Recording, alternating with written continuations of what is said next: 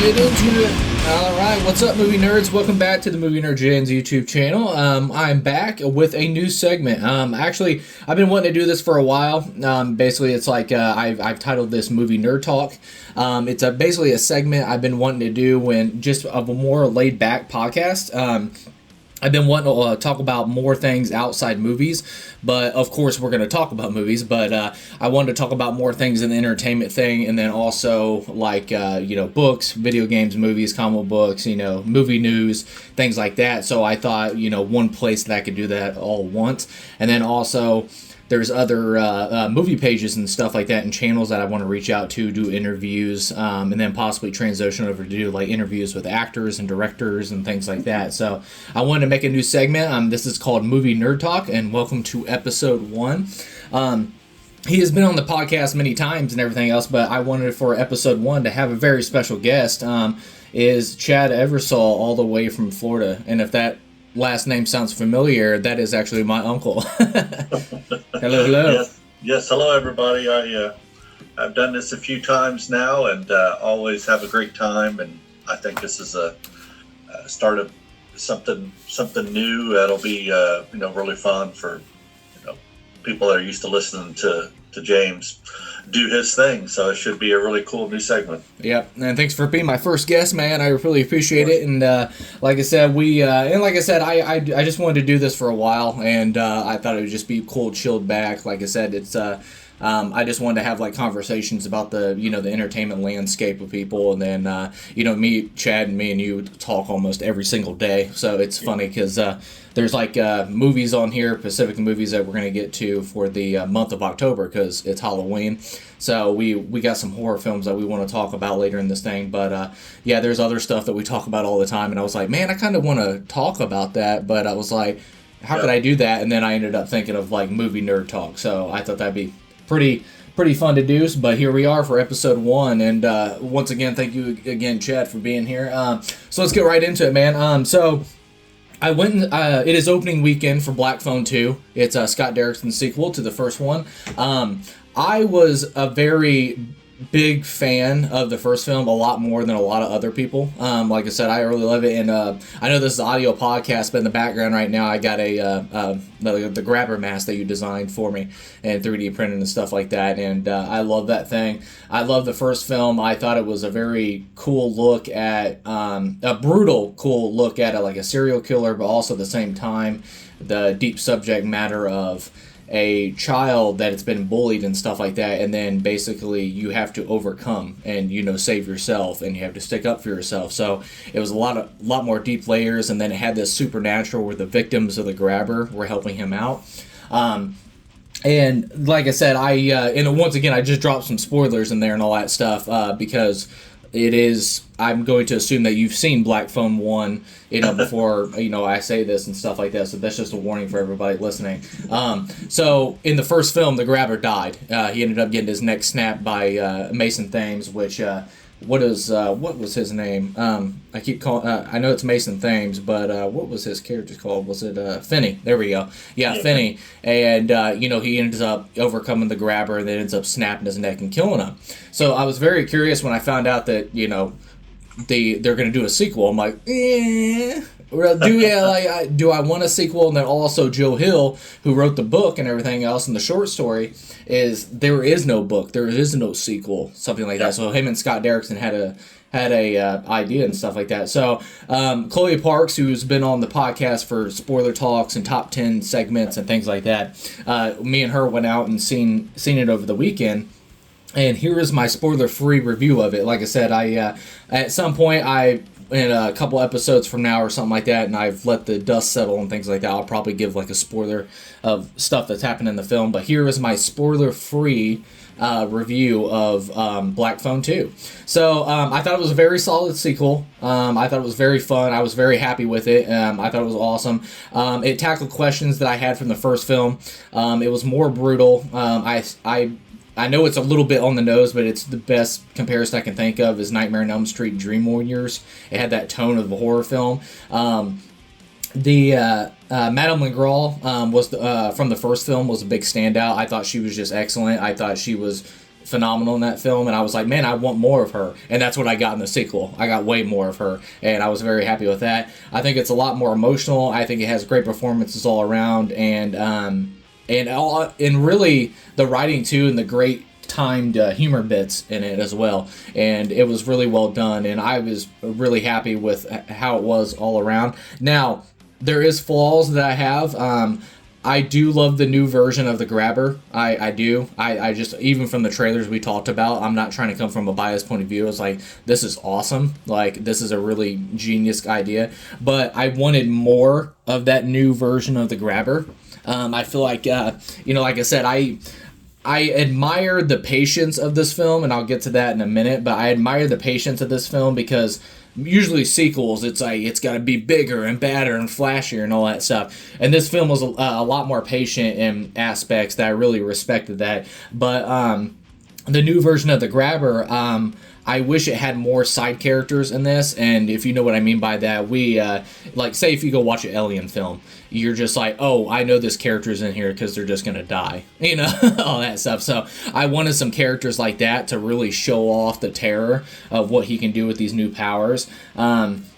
Like I said, it's a spoiler, so I won't say it or whatever, but there was something in here that kind of annoyed me. But once again, when I get the spoiler and all that stuff, but like I said, oh, there it is. It's I think it's patient and it's good moments instead of rushing and feeling like big and flashier and all that stuff. So I really respected that, being more grounded from Scott Derrickson and the company. And the other flaw that I had with this was, and hopefully I'm terrible with words here, is I thought it was a very choppy placement of events transitioning, if that makes sense. Like, you would be in the middle of a conversation or something like that, and then it would cut, and it'd be a completely different scene, and they're just in a different event and stuff like that. Usually, like, you get a backdrop of like a sunset, and then it shows that gap of time has passed to where your characters have possibly transitioned to this new scene and stuff like that. And there was a couple of scenes where it was like, there's an event going on, and boom, we're in another event. There was no, like, really smooth transition, so it was really, that was a couple of things that kind of annoyed me. I was just like, that was weird, but it was very choppy is the best way I can explain it. Ethan Hawke is having a blast, and he is absolutely terrifying as the grabber. He's just absolutely, he's inherited the role and just he's running with it. And obviously he was awesome in the first film, but this one he's off the hook. He's just having a blast. I love the 16 millimeter, like the Super 8, almost grainy film that they used during the nightmare sequences. I thought it was awesome, and it makes it visually just more terrifying, and then also gave that sinister of Scott Derrickson look to it. And then there's one shot in the film that I just absolutely adored, was these three victims are Finney is at a phone booth talking to the three victims, and I'm sure you've seen it in the trailer where he's like in this phone booth it's surrounded by snow in the mountains and all that stuff, and it has the three victims in the background, but it's like one consistent shot, and one of them are popping up one by one, and then it transitions back the other way, and they start disappearing one by one, and then boom, they're closer.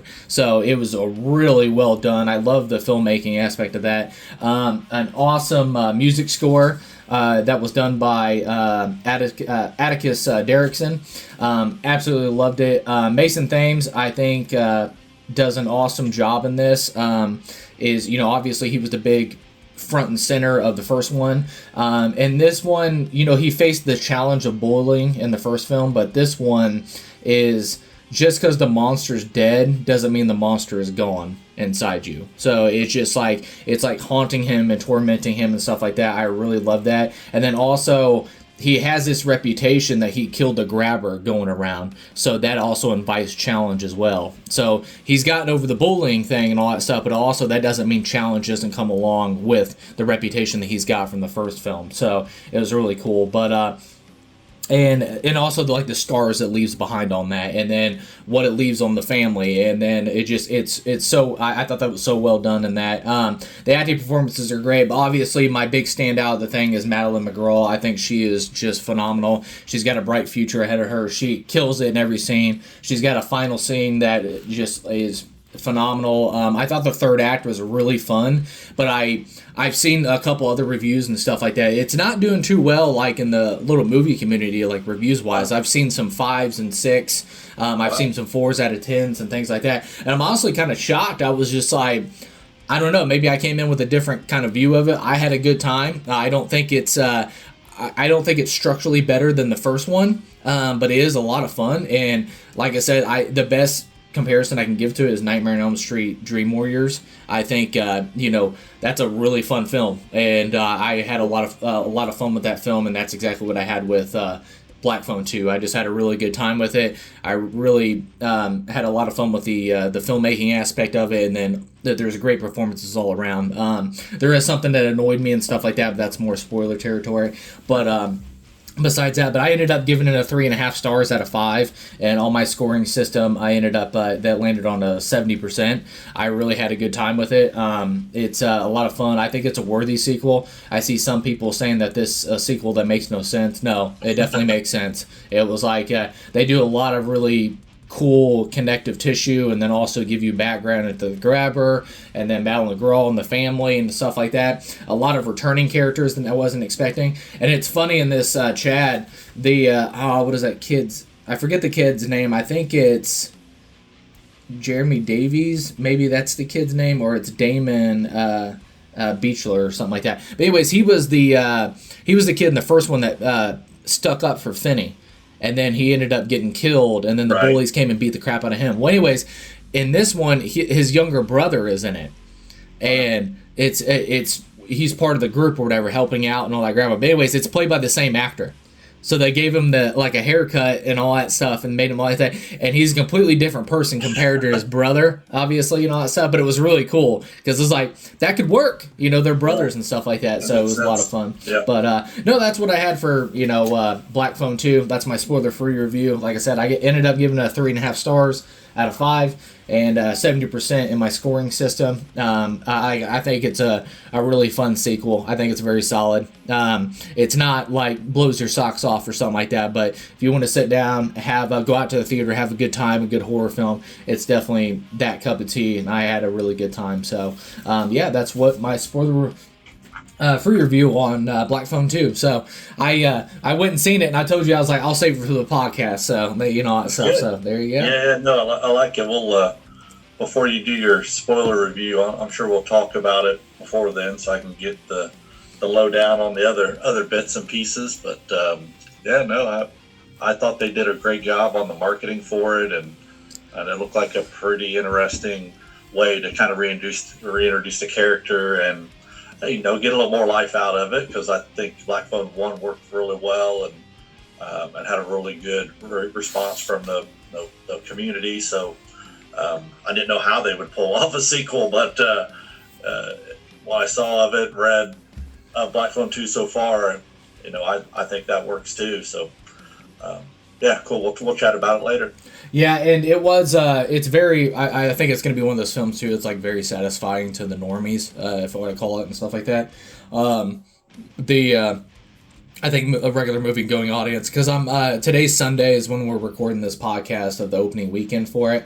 I'm curious, because I wanted to see what the box office projections were for it. I know it, right. I ended up doing, like, a $3 million preview night for Thursday, so that's really good. And then this one was made on a $30 million budget, which isn't bad. So it's it could I could definitely see it making its money back. I think it's a lot of fun. Now I don't think they'll make a third one if you see how this film ends and stuff like that, because I don't think there's any more connective tissue in the thing to really justify doing that, or you could do the grabber origins story or something like that, but I don't know if anybody's into that.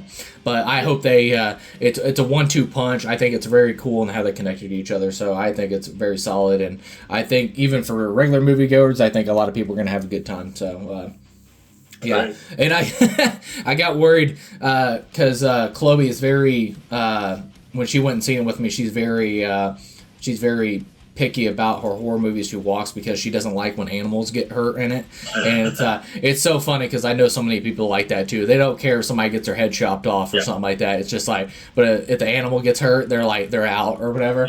And there was a dog that popped in for a couple seconds, and I was like, oh no, and then like the dog was fine. I was like, oh thank God. I was like, she's gonna freak out. So it was too funny. But no, I was gonna say too. So I've been playing Ghost of Yote. I was like, it's been really fun. Like I said, have you bought it yet? No, I still haven't got it yet. Yeah, and then for people like the video game players out there and stuff like that, it's excellent. I'm having a blast with it. I think it's really cool. And it also comes to me because, like, I don't know if anybody listens to my channel or, for new listeners and stuff like that, I'm a very big sucker for revenge stories and stuff like that. So this one, it's very like Kill Bill. She's got a list, and she's crossing the Yote 6 off and all that stuff. So and I don't think it's not a spoiler for the game because it literally happens in the opening fight, and literally you watched me do it. Is you fight one of the Yote 6 for revenge. You fight this guy called the Snake, and it's really cool because they're all wearing masks. And every time you kill one, you get one of their masks. So I just thought that was really cool as well. But anyways, you end up fighting this guy called the Snake at the beginning, and it's just like the coolest like badass shot of when she kills the guy. She's got a cloth of all the names that she's of the Yote 6 that she's gonna kill, and with that guy's blood on the sword, she has it on her gauntlet, and she basically crosses off the name with the blood on the sword or whatever. It's like the coolest thing ever. It's pretty rad. Awesome. So no, if you're a big fan of Ghost of Tsushima, hopefully I'm saying that right. Yeah, I definitely think you'll be very satisfied with the sequel. Jin is not in this game. It takes place 300 years after the first game. So you have Atsu, and she's awesome. I can't say it enough. I'm having a blast. I've only killed 2 of the Yote 6 because I've been doing all the side stuff, and it's a lot more expansive and a lot more open stuff to do, so you get busy, and I really love that because I love open world games like that. And the other thing was it's really cool how they structured it, because instead of like in the first game, Chad, you had to like follow a certain storyline, you have to do this certain event, you have to do all that stuff. And this one, the Yote 6 are in different pinpoint gold spots on your map, but you can do it in whatever order you want. So you can hunt them down however you want. So it's really cool how they've done that. So it was pretty cool. But yeah, I want to talk about Yote, Ghost of Yote, because I've been playing that here recently and stuff like that. Is there any new video games you've been playing or replaying recently?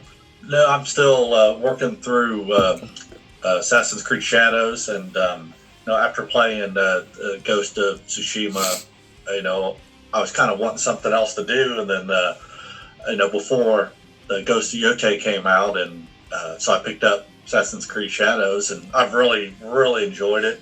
I just, life is doing its thing and keeping staying in the way of me playing video games right now. So I haven't been able to get back to it, but I love it, and it's got a female protagonist in it as well. And then what's nice about it is that you actually can switch between 2 different characters. One is a shinobi and more like a ninja, than the other is a samurai, a huge guy that is very bad at climbing and stuff like that, but it's just a tank. He can just literally just run over people and kill them that way, which is awesome. But I'm definitely going to get the other Ghost game sooner rather than later, so I can dig into that, because I've really enjoyed watching you play it through the PS5 friend watch system. So it's been really cool. It's like I'm really there playing it. So I've seen a lot of really neat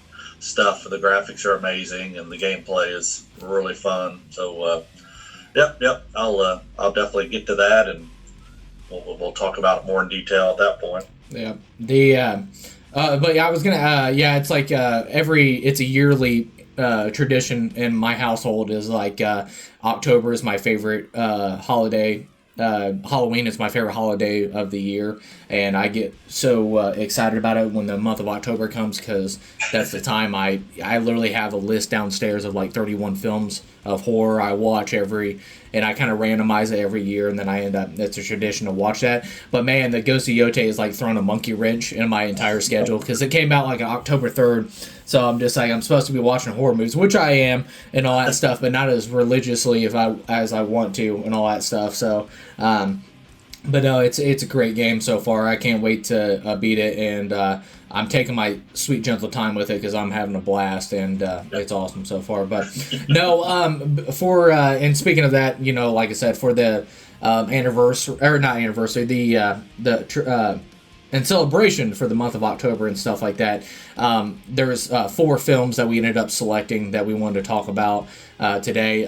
We talked, once again, me and Chad, we talk almost every single day, so it was funny, because I was just like, once again, why I wanted to do Movie Nerd Talk was like, man, I was like, I want to get this out there. Like I said, I know we do spoiler talks, and it's like very centered about one film. We do top 10s and things like that, so I was like, man, I got to find a way where I can get these other side films and throw them in the conversation. And it makes sense, so I made this segment, so we'll talk about that. But before we get into it, I will give a warning that we will be talking spoilers for the film, but for the first 1 to 2 minutes, and then we'll double team it together, Chad. It was we'll give like a quick spoiler free of the film in case you haven't seen it, and then I will put time codes in the description so you can skip if you want to go to the next film that we're going to talk about. I'll put those time codes in the description so you can avoid spoilers for that. But if you haven't seen the film, make sure you watch it, and then you come back and listen to our, little cool conversation about the film and stuff like that. But before we get into it, Chad, I don't know, like, we once again, we talk every single day. I've never really asked you this and stuff like that. What is some of your top favorite horror films, like, for October? So I wanted to ask you that. Man.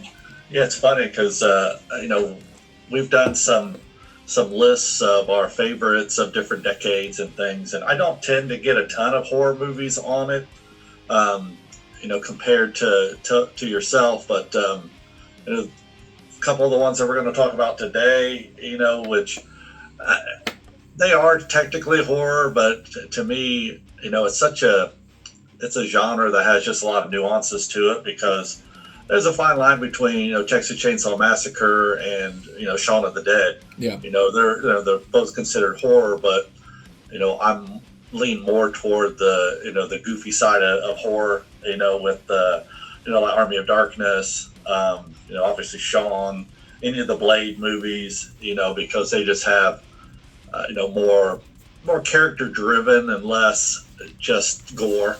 I'm not a huge gore fan, but I do enjoy, the occasional, I just was talking to James about The Substance. I just watched it. It's available on Max, and it's fun for gore, and I enjoyed a lot of it.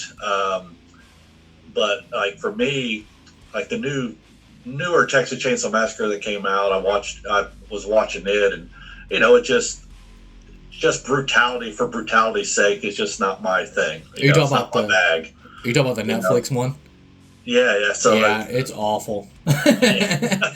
Well, that might be a part of it too, but yeah. Me personally, I'm an Edgar Wright fan, so Shaun of the Dead on there. I enjoy watching it around this time, and I'll watch like Nightmare Before Christmas. It's Christmas and Halloween related. I love a Hocus Pocus, for Halloween.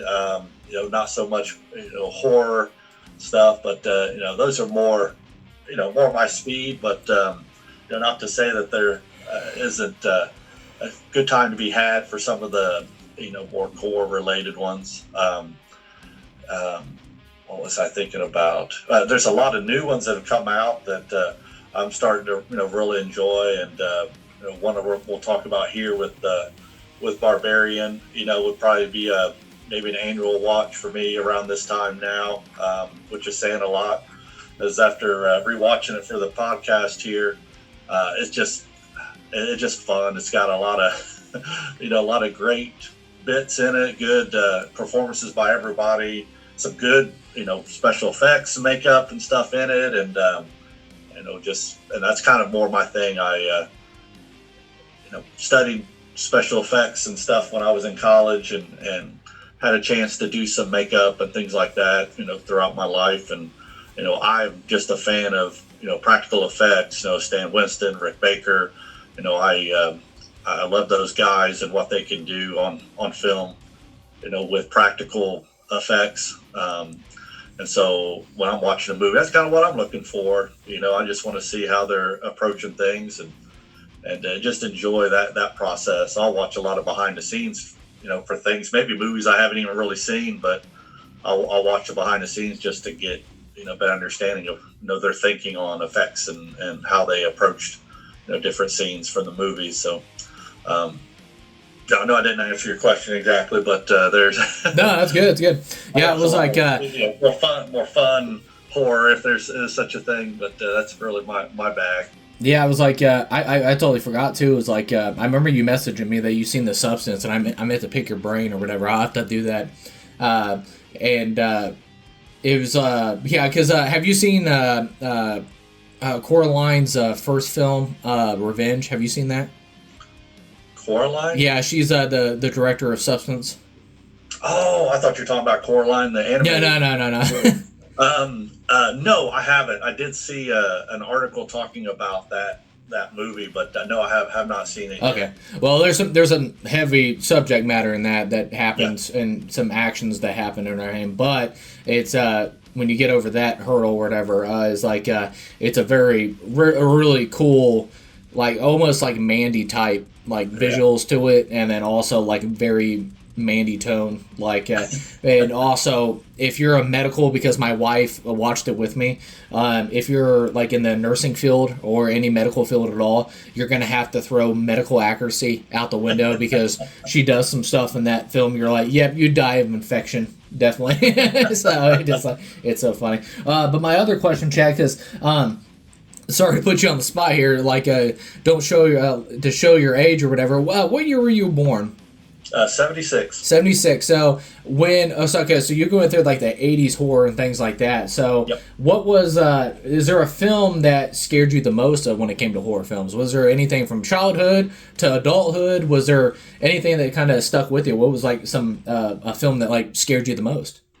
Well, any of the paranormal activity stuff that came out then, and obviously, Exorcist, Poltergeist, things like that, where it felt like it was based more in reality, was more scary for me. It's funny, there was a movie that when I was younger, I spent a lot of time at James's dad's and his house, before he was even born. So I was a teen, and I got to get to go to my brother's house and hang out there and watch cable TV and stuff, because we didn't have it at the farmhouse I grew up at. But there's a movie that Helm and James's mom were watching, that I ended up watching with them, a horror movie. It's called Nightbreed. Uh-huh. And there's a scene in Nightbreed, and I remember it so vividly. I was probably maybe 15, 14, 15, watching this movie at their house. And there's a part where a guy is literally peeling off part of his skull, his his flesh, ripping it off. And to this day, man, that even thinking about that scene, it just gives me just the willies. It was so. I hadn't seen anything like it. It wasn't, other than like Nightmare on Elm Street, stuff like that, horror that was more psychological horror. Yeah, there was blood and stuff, but it was so voluminous that it became kind of silly with all the the blood and stuff, where you kind of become desensitized to it, because it just looks so crazy. Just like, yeah, there's not that much blood in a body. There's no way that's not. But Nightbreed, it just introduced all these crazy characters that were monsters, were nightmare fuel creatures, and a dude exposing part of his skull by ripping off the flesh of his head and stuff. That's still, I think about that maybe more times than I should. I'm just like, man, that was gross. Yeah. But that one sticks in my head, definitely. But my parents, they didn't watch really any horror, so we didn't rent movies, from the local movie place that were horror, very much. Other than one time by accident, my mom went to rent the Terminator. Terminator just came out in theaters, and so she went to Center's rental place in Central Indiana and asked them for Terminator, not knowing that it takes months for movies that are just come out in the theaters to be available to rent. Yeah, like 9 months. Yeah.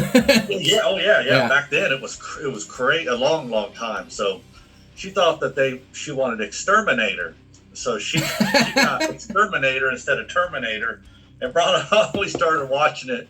It is basically about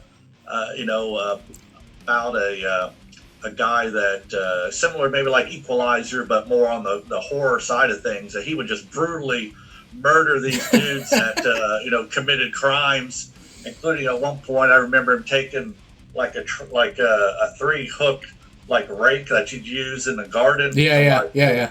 And he jabs it in the back of this dude's spine, and he just like ripping his spine out, and Mom was like, "Yeah, no, we're done watching this." And turned it off. But that was just an accidental horror movie watch. But and my brother and sisters, I remember them watching Nightmare on Elm Street, the first one, on video, and me peeking around the corner into the living room to kind of see bits and pieces of it, because I didn't want to see a lot and get scared by it. But that was one of my earlier memories of them watching a horror movie and kind of peeking at it. But that's pretty much it. Yeah. Night Breed was the one that really stuck in my head, and I've seen it many times over the years since then, and it's not terrifying. Not horrible in any way. It's just that scene of him peeling off his skin just stuck in my brain. Yeah. Well, the what was it? Back to that Exterminator. It's like I'm just sitting there and imagining, like, when is Arnold going to show up? 100%. She said that exact same thing. We're like, it's one you see him on reels a lot now on Facebook and Instagram, where people are like, I think I rented the wrong movie, and then that was one where it's like, I think this is probably not what we were supposed to be watching, and so she gave that guy at the movie theater, or at the movie rental place, an earful. That's for sure. It's like, that's not Terminator. It was funny too, because it was a meme that somebody made, and I know Chloe, she's made jokes about it too. It was so funny. Have you ever seen the horror movie of it's called Frozen, and they get stuck on this, like, they're going up for snowboarding, and they get on it like last minute without the conductor, the guy that runs it, whatever, seeing it, and they get on the lift, and then they get stuck up in the mountains, and it becomes like a bottled movie where they have to go survival, but it's called Frozen. It was so funny, because I'm just like, there was a meme, it was like, the child's there to get frozen, the musical and all that stuff, and he's like, here you go, and he just aims us with the Frozen horror movie. And just like, it's too funny, because those titles over time, what has it been, over 100 years of films being made now? Is you're gonna have those titles that repeat themselves, but they're in a different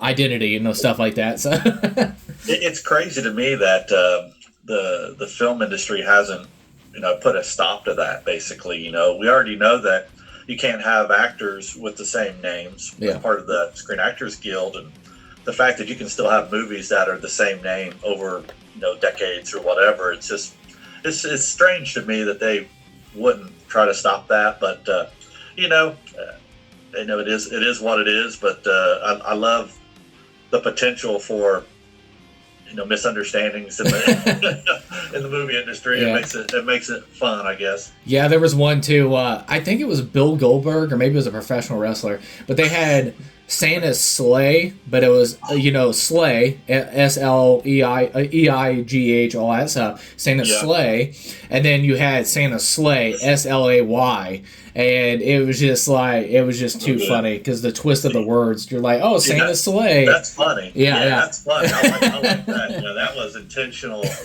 deception, with the fun twist. But just have a movie called Frozen compared to Frozen is just like, you're just barreling toward a misunderstanding, that's for sure. And some long nightmare filled nights for your children. So just be careful out there, everybody. Yeah. Well, it's funny going back to the once again, you go back and watch that movie like you said. What was the movie you said the guy Nightbreed. Nightbreed. It was like going back to going back and watching it. I watched Signs when I was a kid, the M. Night Shyamalan or whatever, and I'm terrified of aliens. And a lot of people like misinterpret that. I'm terrified of aliens in the sense of the technology is so advanced that they could pick me up and then just take me away, and you're not getting me back because we have no advancements to get me back, like a lot of stuff. So they could take me off into the universe and you never see me again. That's what I'm terrified about aliens. Now the physical threat, I've always imagined like a little small alien that I could punt across the room or something like that. So it's, I'm not really terrified physically of an alien, but I watched Signs and I'm terrified of aliens as a kid. Yeah. And when that thing stepped out during that birthday party, when it stepped out behind that bush, scared the living crap out of me. I'm like, that's a terrifying alien. I don't know if I could fight that thing. So, the 7 foot tall, like muscular alien that Joaquin Phoenix reacts to in that. Yeah, that everyone's like that visceral, like, you know. And it was shot through like a camcorder. So it was like, so it just felt so real and stuff like that. But obviously, you watch it now, you're just like, that's a little cheesy. But that's a good transition. There's one of the movies that we're going to talk about. I compared to like a better, to me, strictly speaking, a better version of like what M. Night Shyamalan was trying to do with Signs and with this, a ton of his other movies, old and everything else. But and we'll get to that, and I'll mention him when we're reviewing one of them. So I feel like it's just this guy has that we're going to talk about. Just has that same kind of an instinct when it comes to movie making, and I think in kind of a better way. Yeah. But all right, cool. All right, so with that. Like I said before, I wanted to talk about some movies that, we haven't got the chance to talk about because, like I said, we talk every single day, and, pretty much every time I see a movie, I'm like, well, I've got to call Chad because we got to break that down. So it's really fun that we get to, talk about some of these films, and I'm sure we're going to talk about in other future episodes, and we'll talk more about other films that we've been really hankering to talk about together in a podcast format. So... the first, we got 4 films in the celebration of October. Like I said, it's Halloween time, so obviously we'll call this the horror edition of our discussion. We ended up picking 4 random horror films that we really like, and we wanted to talk about a little bit of that. Now, we'll give like a first 1 or 2 minute. We'll give like a quick double team spoiler free review or whatever. So feel free to jump in anytime when I'm describing or whatever. But the first film we're going to do is Zach Cregger's Barbarian. This is a film that released in 2022. Like I said, this is pretty recent. And then we also have another film on this list that released in 2022. But we'll get to that in a second. But this is the solo debut, directorial debut by Zach Cregger. Obviously, I know Zach Cregger from Whitest Kids You Know. He's just, I think he's so funny. Hearing that he was going to do a horror film, I was like, oh, okay. I'm like, because we're around the time of like 2018. You have Jordan Peele coming out with Get Out, and then Us and all that stuff. It's like, wow, it's like these comedian background actors are coming out with these, these horror films and stuff like that, and it's all for the better too. So before we get into spoiler talks, here we go. Let's. I suck at these, so that's the reason why it's really hard. I love doing spoiler talks because I just like to get right into it. So bear with me here. This probably will be the worst explanation, spoiler free wise, but Barbarian is the best way I can explain it is. You take Alfred Hitchcock's Psycho and everything else. You have that terror there of you go to a hotel and it's a place you're not familiar with, or you're like, you feel shelled in or something like that, and you feel abandoned or alone or something like that. And it's like that hotel horror, like Alfred Hitchcock's Psycho and stuff like that. But how could you modernize that? And you do the Airbnb, and that's what they used in this and everything else. So I was really impressed with this. This is a film that I say if you have not seen it, go in it as blind as possible, because that's exactly what I did. The only thing I knew about when I went and seen this in theaters was I knew that Bill Skarsgård was in it. I knew Zach Cregger directed it, and I seen a photo of Bill Skarsgård in a tunnel. It was like a flashlight light on him in a tunnel. That's all I knew. That's literally all I knew. I didn't know the description. I didn't know anything about the Airbnb. I didn't know that was, what was the actress's name? Georgina Campbell. I didn't know she was in it. I didn't know Justin Long was in it. Nothing. I didn't know anything going into this thing. So I went in it completely blind. I just knew it was Zach Cregger, and I was like, I gotta see it because it's Zach Cregger, and I love Zach Cregger, so I gotta see it. And I had an absolute blast with this film. Like I said, go into it as blind as possible. And that's Chad, can you think of a sentence to describe this without spoilers? Like, I look. Anytime I talk about Barbarian with anybody, I just tell them it honestly feels like two different horror movies in one. Yeah. Before you make that transition and meet Justin Long, it's a totally different movie. Yeah. And then you get, and we'll see that with an Edgar Wright movie we're going to talk about here in a little bit, and he does a good job of that, where he's setting the table for what the movie, the last two acts are really going to be, and Zach does an awesome job with that, and that's his like twists that he's done in like he did with Weapons most recently, and then this, and I think he's got a really bright future for filmmaking. But that's Barbarian was what I was going to talk about in relationship to M. Night Shyamalan, where I think Zach he just has a lot of that, where he can just craft these things and pull off these kind of twisty things that just really surprises you. And this movie is full of surprises. So you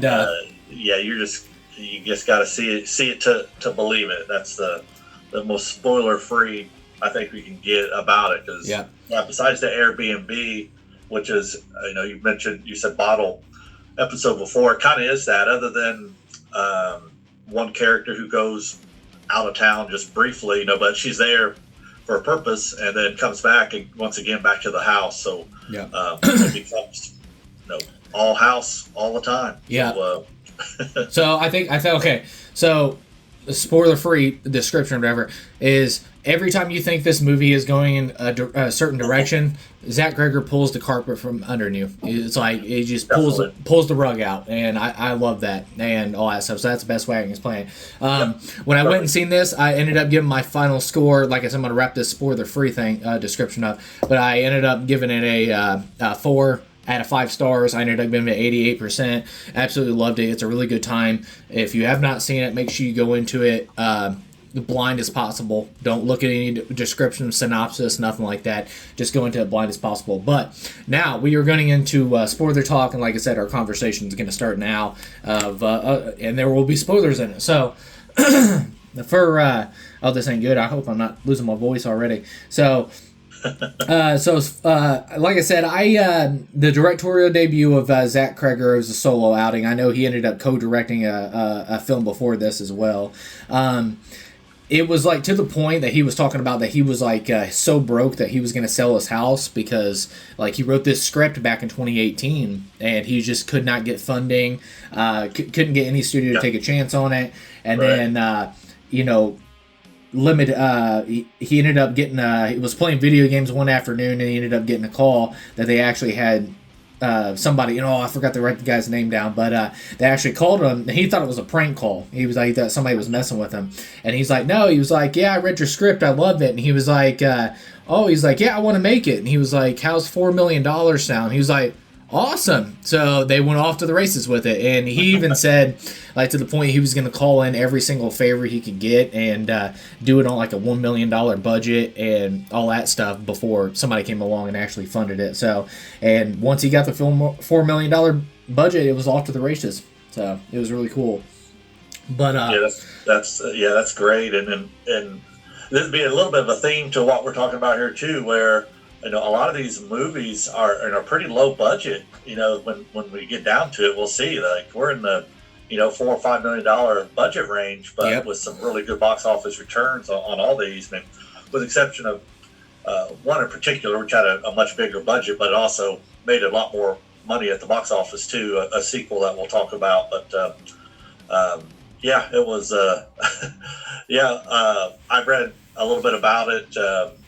Getting prepared as well, and like A24, Neon, they all passed on it, and I know they're, obviously they've done I think they've taken a lot more chances over the last couple of years, and honestly, it could be the Zach Cregger effect, where he comes in with this really cool idea and a great script, and maybe just not the gravitas of like a big director, and they missed out. So Yeah. I think that might have something to do with some of the other projects that they've done lately, especially A24, where I think you might question, like, man, why did they decide to make this? Seems like a weird concept, a weird movie, and it ends up blowing up and doing great at the box office and making them a ton of money. And I bet there's somebody on the corporate side of A24 kicking themselves after seeing Barbarian, saying like, oh man, we really messed up on that one. Yeah. And like I said, I talked about a little bit of that. It was like, I thought it was just really cool how he like modernized the motel horror. Like I said, the one I can think of is obviously, Psycho with Hitchcock and things like that. You're using this Airbnb, and then you have like a double booked error. And that automatically, right off the bat, I think is just so awesome because it's so eyebrow raising. And, we can go into talking about Skarsgård as well as, I think the history of his background acting and stuff like that is his Pennywise history. Like, so as soon as you see Bill Skarsgård, you're just like, oh no, that's the bad guy. He's the bad guy. That's right. And even I seen with Cregger, they were talking about like in this commentary, it was like, he's a good looking guy, but he's also a scary looking guy. And that's exactly it. It's just like, it's really funny how he sprinkles all these little details into making you think, oh, this is your villain. This is your bad guy. This is the guy, him saying, hey, do you want some tea or whatever? And it's like, oh, he's going to put something in that drink. And then you discover, later in the film, he was just really a nice dude. It's too nice, maybe. Yeah, so I thought that was really cool, especially as a first-time director, too, to craft that kind of tension. It's very impressive. That's a tough get for a first-time director, after reading the script. Bill Skarsgård, he's the heavy hitter guy, man. He's a great actor. He's, like James said, we know him, as Pennywise from Ed, and you definitely, initially you're just like, oh, uh-oh, what's he doing? What's he going to do? And one of my big, guilty pleasures is I like watching, react videos online of people watching movies for the first time, especially movies that I really like and I really get into, because it's like introducing a movie to your friend and just sitting there watching them watch it just to get the reaction of like, oh, here's a good part coming up. How are they going to react? And one of the react videos I watched, it was a husband and wife duo, and I watch them all the time, react to stuff into Barbarian. It was like James just said, as soon as Bill Skarsgård's on there and he's acting, like they said, kind of sus, a little shady acting, it's like, what's really going on? What's he doing? So every time that they did stuff very horror movie-esque where you're thinking like, oh man, that was dumb of her. Oh no, don't go in there. Oh, don't do this, don't do that. When it's revealed that Bill Skarsgård's character is, really just a great guy, and he just was really genuinely concerned about her and her well-being and all that stuff, it's way too late at that point. Yeah. Once you realize, like, oh, he was a good guy. Oh, crap. Yeah, he was just socially awkward. It was just like, that's all it was. And then it just, it came off. And then obviously, and just like I said, it's very well crafted, because as an audience member, you're in her shoes and you're like, oh, got double booked. Is this guy actually supposed to be in this house? Did he break in here? Is this actually an error? Is it not an error? It's like, she even takes a picture of his license, like, very smart tactics and stuff like that. It's just like, But yeah, very smart. Just come to find out he was actually really a nice dude, and it was an actual error. They just got double booked. He definitely falls for a couple horror movie tropes where she's telling him straight up like, this place is weird. I was just downstairs in the basement, and there's literally a room with like a video camera recording like an old grossly stained mattress, and there's like a bloody handprint on the wall and all that. And he's just like, oh, it's a basement. There's weird stuff in basements, And so you're just like, man, yeah, that's so dumb. That's so dumb. Keith was his name in the movie, but it's like, Keith, what are you thinking, buddy? Yeah. And then so he goes down, and that's kind of where the second act starts. Yeah, and even with that too is like, she goes to he goes in the basement, and then she yells down for him. He's not answering back, and you're just like, oh, he's luring her in. You still think it's him. And then you hear him scream in the darkness, like, her name, and I'm like, don't go down those stairs. Like, that's just a setup on his part.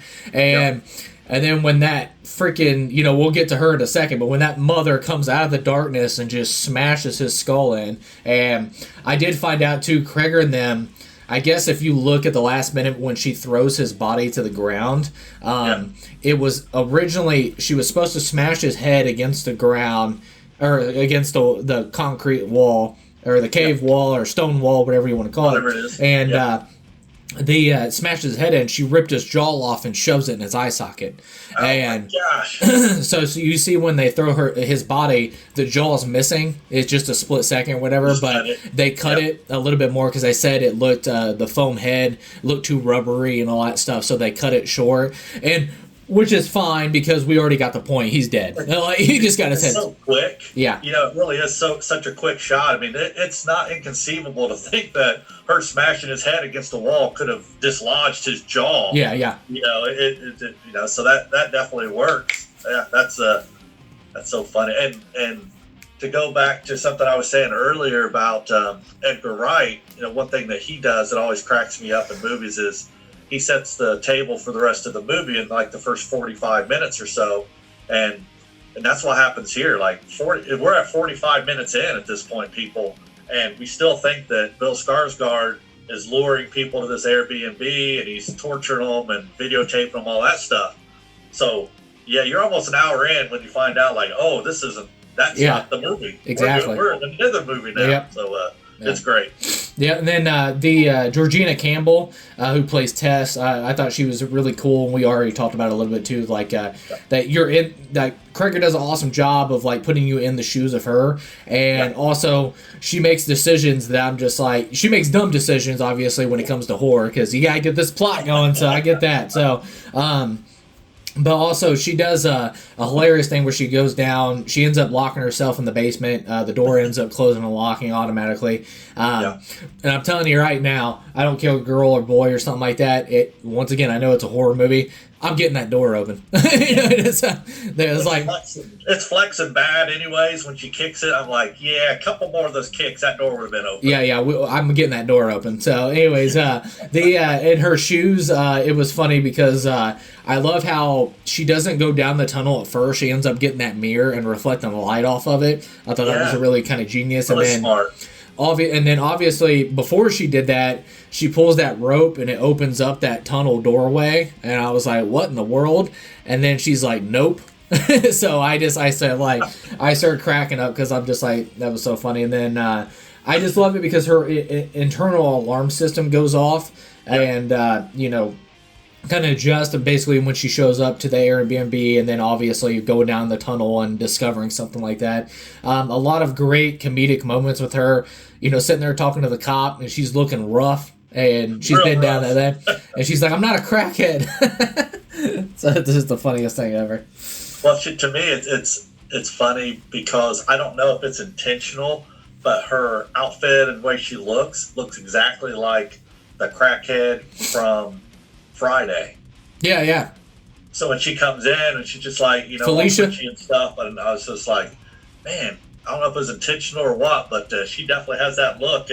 But to her credit, she's doing all the right stuff there. It's really the police that maybe at this point they know about the goings on there. Who knows? But they definitely were terrible. Yeah. Terrible police. They could have, taken her in. She's basically begging them to take her to jail and kind of figure it out. But they were awful horror movie police. That's for sure. Well, especially since they're not on.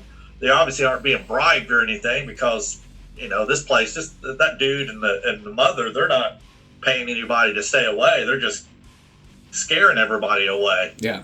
And well, it was one of those things too. It's like Cregger does a really good job. He did it with weapons as well as like taking real life experiences and then putting those in the film. And that I think everybody's had those kind of interactions. It doesn't matter what state you're from. Is they've had those interactions with cops. Is like something was happening, they report it, and then they don't do anything about it, and then something terrible ends up coming from it. And it's just like, well, you guys were warned, and then you didn't jump on it and all that stuff. So it was just like, I think everybody can relate to that. Not saying that all cops are bad. I'm not nothing like that, but I've had some bad interactions with cops, like, go over there and do something about it, and then they were like, oh, it's, perfectly fine, blah, blah, blah, and then, something terrible comes from it. So, but I just thought it was so funny when she was like, "I'm not a crackhead," and then I do like when she catches on quick too, like Barry's survival, like when she's down in the pit and Justin Long gets shucked down there, she's like, "Drink it." It's like she thinks you're her baby and all that stuff. So she's like really clicked into it and all that stuff right off the bat. Like, yeah, just pretend you're her baby and you will survive, like, and all that stuff. She won't kill you. And then obviously when you see that if you don't start acting like the baby or you try to run away, that's when the mother gets really, upset about it. So it was pretty crazy. And then also, this is just real quick, Cregger, I love how he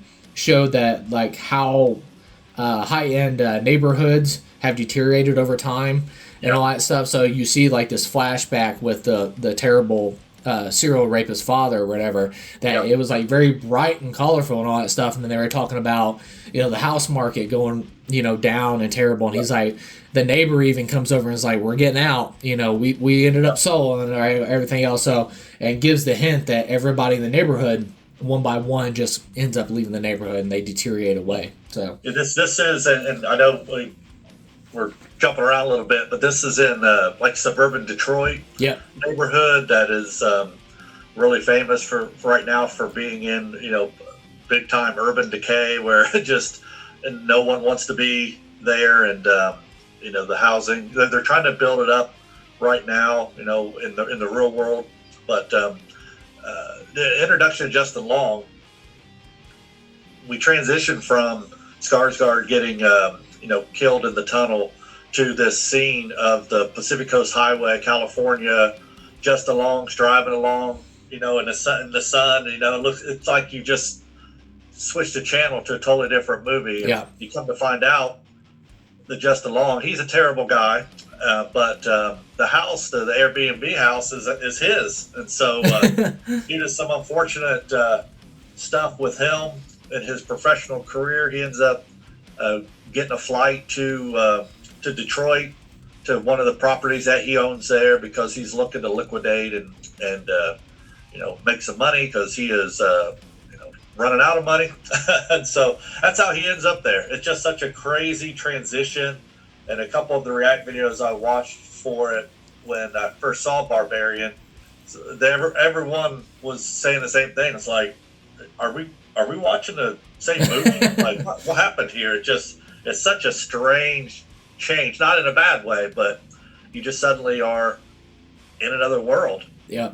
And it's crazy. Such neat parallels, to say this is going on here and this is going on here. It's just, and then now we get to merge those two worlds together. Yeah. Well, I was sitting there, I was like, back to Tess was like, when she first pulls up, and I love this beautiful shot that they play this eerie music, and it does this like slow zoom in shot, and then once it goes through the window, the music cuts out. That's such a beautiful shot. But getting into that, when she gets out of the car and walks up to things, it's like, this is like the only porch light on. I thought that was very weird. And like she looks around and you can see like the shadows of houses and stuff like that. But I'm just like, is there like a cult like stuff going on? Once again, I went totally blind. I'm just like, is this like neighborhood, like a cult type stuff. I don't know. But anyway, she comes out the next morning to go to that job interview, and you see that there's just this high-end neighborhood that's deteriorated over time. And it's literally, it's the only house that's in the area, because I'm sure Justin Long probably got it at a really cheap price. He'd probably never been there. Yeah, never been there. And Hollywood guy who just gets told by his management team, hey, we got some deal on some real estate for you. Yep. And probably got it at a good price because it is terrible. But it's such an interesting bit of storytelling, and just that first daylight view of the whole neighborhood, you just understand it immediately. It's just such a good visual storytelling. Yep. And then, like I said, we transitioned to Justin Long. He says a piece of shit in this movie, and it was he's accused of not accused, because he ends up admitting it later, but the sexual assault, rape allegations are towards him. So he ended up getting booted from the show, and he's such a piece of crap because the first thing that he says is like, so what about the pilot? All that stuff. So he's not even thinking about the victim, that he's traumatized and all the terrible stuff that he did to her. The first thing he's thinking about is his own well-being and also his career and all that stuff. So it just shows you right off the bat that automatically he's a guilty piece of crap. And then his phone call from the managers, the three voices on there, if I get this right, the girl in the video call, or the phone call, there's three people voices in there. I forget who the third one is, but the girl in the phone call is actually Zach Cregger's wife. So I thought that was cool. And then the other guy in the video, or in the phone call to Justin Long, is Zach Cregger. So so it was a really cool cameo by Zach Cregger and stuff like that. So it was cool. But no, he ends up leaving, or ends up going to try to get like you said, liquidate all of his funds and stuff like that. And then they were talking about like $50,000, and it was funny in the commentary, whatever they talked about, is like, it's way more than that, like $50,000 to get like allegation trial going and stuff like that with lawyers and everything else. It's more like $500,000. So it's crazy. Absolutely, yeah. There's no doubt about it. And one other thing on the conversation, one of the his reps tells him, like, do not contact this lady. Yeah. That has leveled these allegations against you, and he's like, oh, but if I could, just talk to her. And they're like, do not do it. And then they were like, so what's he do?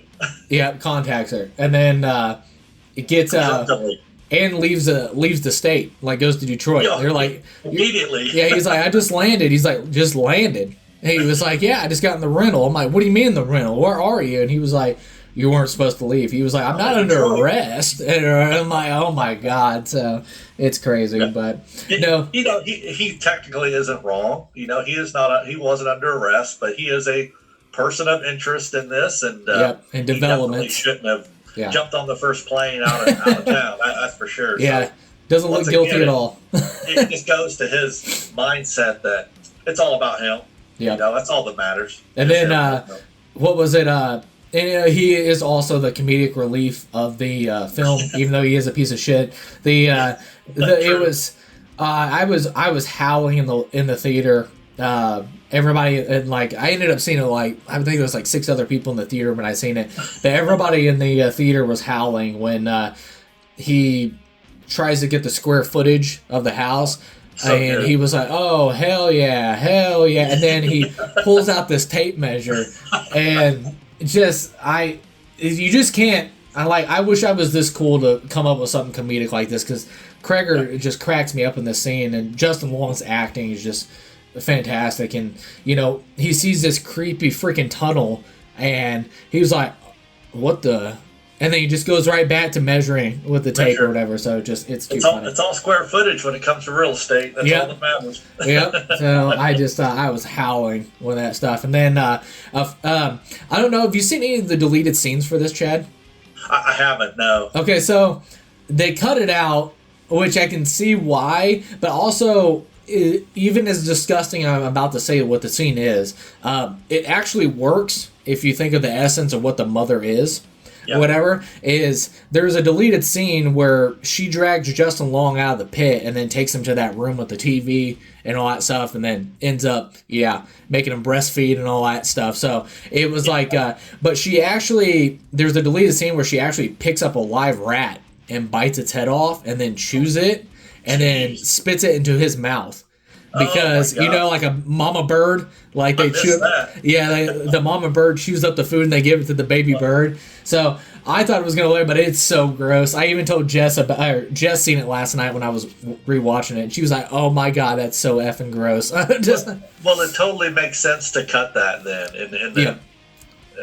in the grand scheme of the movie, because her all of her mothering instincts comes from that one video on how to care for your child, and there at no point would it have said to spit food into a baby's mouth. It totally makes sense that while I think it sounds fantastic and disgusting, it doesn't make sense in this scheme of the movie. So I'm glad that they cut that out. It really jives up well with what we were seeing. If she's watching that on a loop, basically that caring for your child video in that other room, then that makes sense. Yeah, but it was just so brilliant. And then of course Justin Long's acting like like all freaking out or whatever. But and then of course Justin Long, he has the most satisfying death, because you're just like, I can't wait to get this. I watched this with Jessica at her first watch of it. She was like, when is he gonna die? And then when he shot Tess, I was like, oh my God, he just killed Tess. And I was like, Jess was like, oh my God, when is he gonna die? And then he ends up getting a pretty satisfying death and gets his whole skull crushed in after he shoved her off the tower. And he was like, you're okay, you just slipped and fell. Like, dude, he's such a piece of crap. Yeah, it's like when you're playing with your younger sibling and you accidentally kick them in the face and they start crying. It's one of those things. It's like, no, you're okay. Yeah. You're okay. I didn't just throw you off a water tower. You're good. You're good. Yeah, and then finally the final thing I want to talk about was the mother. It's just terrifying, coming out of this darkness, this giant naked lady, and smashes Skarsgård's head in. That's her first introduction. It gives out this like haunting, screeching roar, and I was like, and then it just cuts to black, and it goes to Justin Long. I'm like, what the F was that? Like, what just happened? Yeah, it was insane. So, what was your first reaction for the mother? It was a good jump scare there. One of the handful in the movie where it just is so startling, but it's beautiful. That gentleman plays the mother, in the suit, and just such an opposing figure. Very tall, and the screech, the nonverbal communication part of it is the most terrifying part. It's like this thing is just screaming and screeching and so fast and so strong, because when they're in the pit and Justin Long's character doesn't want to, take the bottle that she's trying to feed it, she just opens the door, grabs him by his leg, and just yanks him up out of this pit and just drags him away. It's just so terrifying, and just the brutality of it. It's like, man, why is this thing so strong? that was my question. It's like, why is she naked? Why can't she talk? Why is she so freaking strong? It's like, is this some supernatural thing? It was where your brain goes initially, But oh man, just a good horror icon of a character for sure. Yeah, and then we ended up finding the very dark backstory of the father being a serial rapist for decades, and then ends up kidnapping women, and then this mother that we see, this monster or whatever, is basically a result of decades of incest and rape, and then evidently that gives you super Hulk strength and all that stuff, because like I said, a very cool comedic moment, and I was just cracking up because of how ridiculous it is, but it just works for the film, and only Cregger can pull this off. And she comes, the homeless man, he's like, aren't you worried about her coming in here? And she's like, I've been here for 15 years and that she ain't ever come this mother effer. And then she busts through a brick wall and then rips his arm off and then beats him to death with it. That's right. Yeah, and you knew it. Yeah. I mean, if you've ever watched a movie, you know it. As soon as he said that she's never been in here before, and she busts in, man, like the Kool-Aid man coming to the wall, and that rips his arm off, which is funny. When one of the rap videos I was watching, it's like, oh no, she's going to kill him, and she's going to break his arm, and then proceeds to literally rip it off his torso and beat him with it. And I was like, why is she so strong? Yeah. I don't know. Yeah, it makes no sense, but it's like the best thing ever. And it works for the movie. She ends up getting like hit by a car. She's perfectly fine. Falls from the tower and like busts her head open. And I'm like, and then I just like, it was such a crazy design and just kept getting bonkers and bonkers, and I loved it. So good. Yeah, one of my favorite shots is when Tess gets pushed off of the tower by this character, and she just freaking swan dives off that tower. You see the shot from Tess's perspective, basically a POV shot of this lady jumping off, and then she's just like straight up, just like gonna dive right off. Man, it's like, what in the world? And somehow she manages to get underneath Tess. Essentially, she's protecting her from the fall. And so when Justin Long's character gets down and sees that Tess is laying on top of her, and that's when he starts like, oh, you're okay. I didn't throw you off. Just trying to rewrite history in the moment. And you realize that she still isn't dead. Yeah. And that's when you get your satisfying Justin Long death, when she picks him up by his head and then proceeds to stick her thumbs in his eye sockets and does some gooey work there, and then crushes the skull. And you're just like, yeah, heck yeah. But her death just made it all the sadder as well.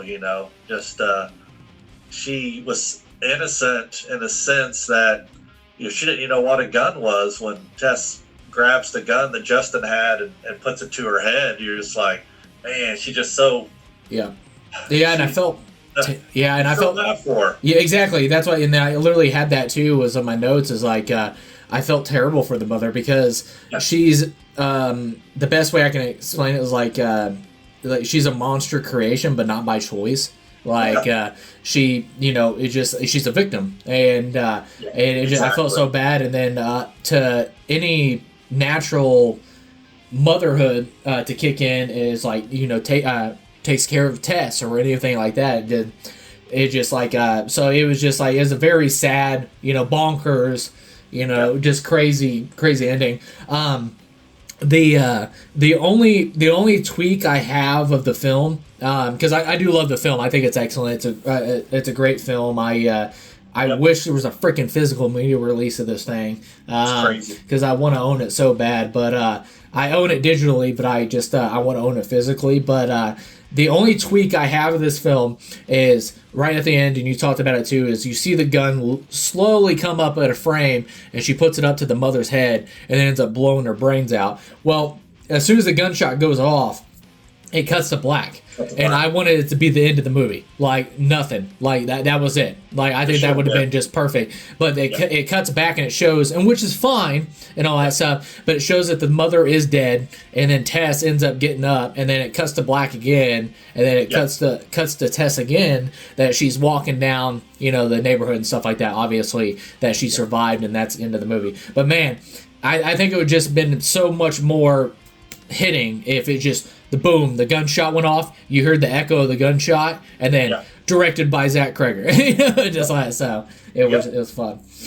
But any final thoughts on your on Barbarian or whatever? Like I said, I wanted to get this out there and stuff like that. I know I would have loved to do like a big spoiler talk episode and stuff like that, but I thought it was pretty cool that we got to do it this way as well. So I had to it made it fun. Yeah, we definitely missed out on a long spoilery talk about it, but Barbarian, it's crazy.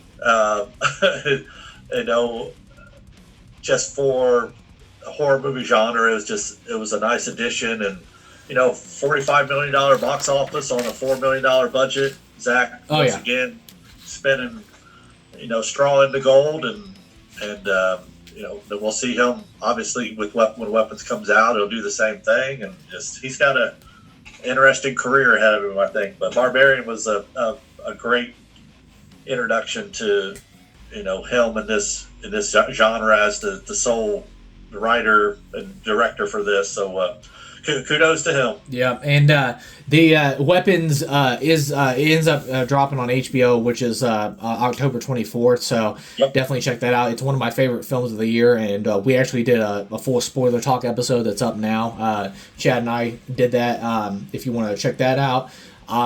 And I'm just so amped because he's coming out with Resident Evil next year, and I'm so excited about Resident Evil. So, but yeah, that's his debut, Barbarian, and stuff like that. And then another film that we wanted to discuss and stuff like that beforehand, and it would be Vanessa and Joseph Winters' Deadstream from 2022. Absolutely love this movie. It was, and like I said, we'll go to our little quick minute spoiler talk for it, and spoiler free. Sorry about that. So basically, the best way I can explain it, like I said, I suck without doing spoiler free discussions because I just want to blurt all the spoilers out and stuff like that. So. It's a found footage horror comedy that came out in 2022. I absolutely adored it. After I watched it, it just put me in such a good mood. And I have there's a couple other films too that have come out in the last couple of years that have just put me in such a good mood, and I'm just like, wow, I really needed that, and this is one of them. The other ones was, which is a totally different tone, is Hundreds of Beavers.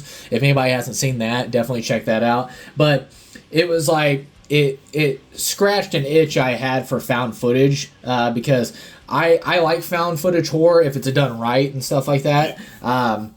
My favorite found footage horror film of all time is probably Wreck or whatever. It's one of my favorite horror found footage. So, but I've seen found footage that's done terribly. This is one that is done very, very well and awesome, and I absolutely adored this film. It's about Sean, who is going through being canceled, cancel culture and stuff like that, because something that he did, he's an influencer that ended up getting canceled for an event that ended up happening where somebody got hospitalized. And so basically he's on this redemption arc to get his channel and his reputation back then by live streaming in a notorious haunted house for a night. So that's pretty much what the film's from, and I'll leave it at that. So, Chad, anything you want to add to a spoiler-free description of Deadstream? No, so that's pretty good.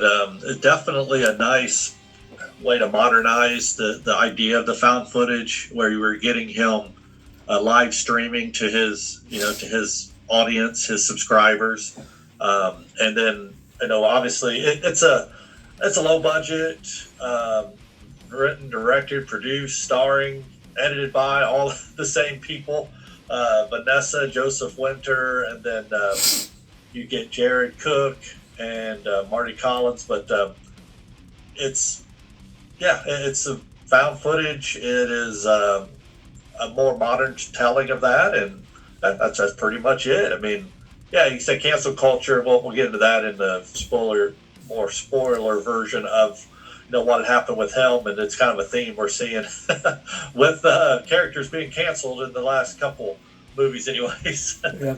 But then I ended up giving this a 4.5 stars out of 5. I ended up giving it a 90% on my scoring or whatever. I really enjoyed this film. It's definitely a jewel of the 2020s.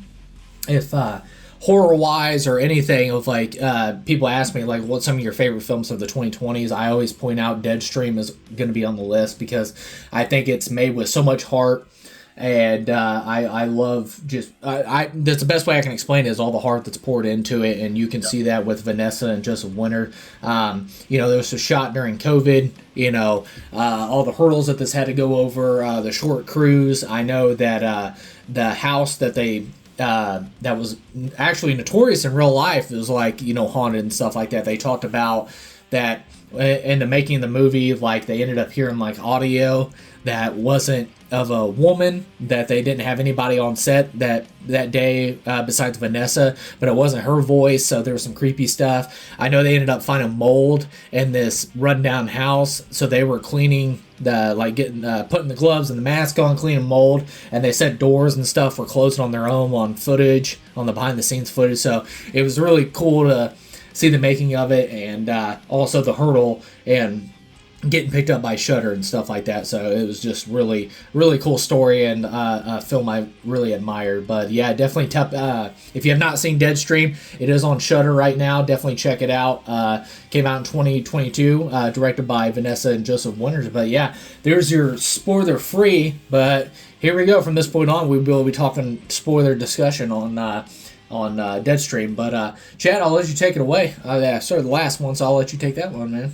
All right, yeah, just ramping up for this. I ended up watching it last night just to make sure it's fresh in my mind. But I think, I'd say kudos to once again Vanessa and Joseph Winter just for the editing of it, because it's edited really well when you consider what happened was Joseph Winter plays a character named Sean, and we'll have another Sean later in our countdown. But this particular Sean. He got in trouble because he's basically a streamer, as his chosen profession, and he paid a homeless man to fight him basically on the camera, and ended up hurting him. Yep. And putting him in the hospital, and that's kind of what started his downfall: is loss of subscribers, loss of his sponsors, demonetization, and so. He's just looking to try to rebuild back up his brand and build up his streaming audience. So he comes up with this idea to go into this the famously haunted house they call it Death Manor in the movie, and he ends up putting like cams everywhere that he can then switch back and forth to on a little iPad that he's carrying. So he's his own editor basically, his own producer, his own director, including having what looks like a really cool homemade rig of a camera mount made out of PVC that he's got wrapped around his shoulder that's showing the camera in front of his face. It just has a really nice, homemade feel to it. But the editing and everything is so good. And of course, when he gets there, he's following the stream on the of his followers, which is a very small audience at that time. But eventually it keeps building and building and building, but he's just going along with whatever they're saying. He's asking them, hey, should I do this? Should I do that? Just typical streamer stuff. And so they're telling him different things to do, and then another person shows up out of the blue, and you find out that it's somebody that was on his stream, and then they're like, hey, I just came to see if I can help, and kind of where we pick up from there, from him. Giving a rundown on why he's doing what he's doing to, meeting Chrissy for the first time. So that's kind of where we start out. Yeah, it was genius too, because like I say, how you set up the cameras and all that stuff. And the one that a genius saying, it was actually done by Joseph Winter. He made it, the music, but he has a little tape recorder of his own music store. So it was just like. It's genius. So good. Yeah. That was so funny. And he did that at the end. He had after the stream wrapped up, he had an outro song already keyed up, ready to go. It was very, very clever, very well done. There's a lot of really great movie making techniques here. Once again, on a budget. I don't know. I didn't see exactly what it cost them. I know they didn't really have a return because it was a Shudder original that just went right to streaming. I don't think they released it into any theaters that I'm aware of, but I couldn't find any numbers. But I know it's got a really good rating on Rotten Tomatoes for a short run, Shudder original low budget.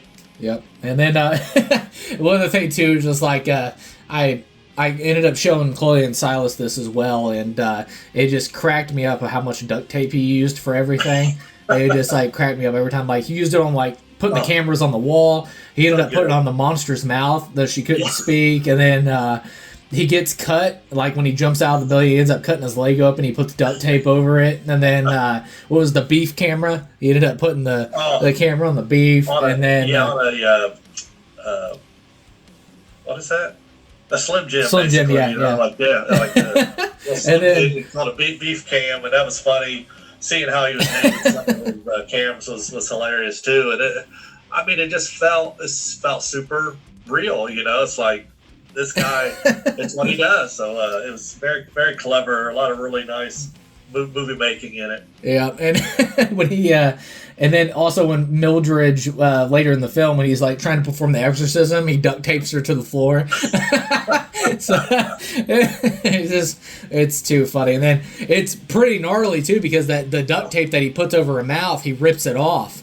Yeah. And when he rips it off, her flesh goes with it, because she's like all rotten away. And it was just like, it's so well done. Like I said, it's very, and I should have said this at the beginning, you know, spoiler free too. I think if you're into like Evil Dead, like that kind of like bonkersness, it's like definitely, and even Joseph Winter and Vanessa said that was a big inspiration, was Evil Dead 2 and all that stuff, and you can definitely see that. But no, we and then the humor is so well done. Like I said, I was really, that's what's so engaging about this film, and why I adore it so much, because these found footage is, can you keep the pedal, the gas going? Like if you can put your foot on the gas pedal, can you keep it going? Will it last 90 minutes and stuff like that? Like, because these found footage can get really stale real quick, but you have to keep the audience invested in it. And I just great humor throughout. Some of my favorite moments was when you hear that creepy voice and he's like under the blanket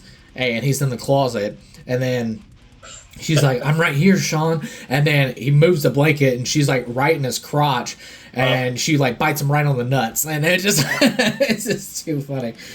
That was my favorite, most absurd moment of the whole thing. You know, I was gonna bring that up as well. It was just it's so stupid, but it was so funny at the same time. It was like, yeah, and I thought they went real simple with Mildred, with her makeup and stuff, but just enough to be creepy. You know, had the rotten teeth look, but she was just basically gray, but it really worked, and there were some really cool effects. There were a couple times where either a face pushed up against the glass, or one time he had a shower curtain kind of over something, and he was like, you know, beating on it, and the effects worked for me. You know, it's hard too, because it was so bright, it was so well lit.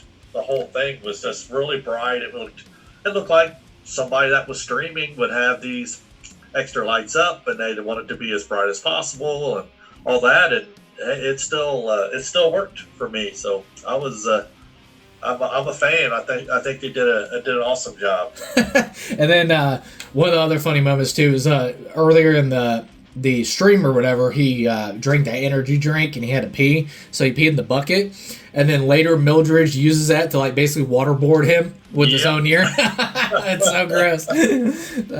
And the back to the shower curtain guy, little creature or whatever that comes out of the bathtub. He ends up punching that and all that stuff, and then ends up injecting the holy water through the crackhead or the whatever you call it. Like, I don't do drugs. What is that? Like shooting up meth or something like that. And syringe into his head. Syringe, it's like syringe into the head, and he's like, and then it explodes, and all the chunks are all over his face. And you know, shout out to Joseph Winters, because his acting is just so funny, and his hilarious scream, it had me cracking up. Like I said, it's just an extremely blast of a film. I really had a good time with it.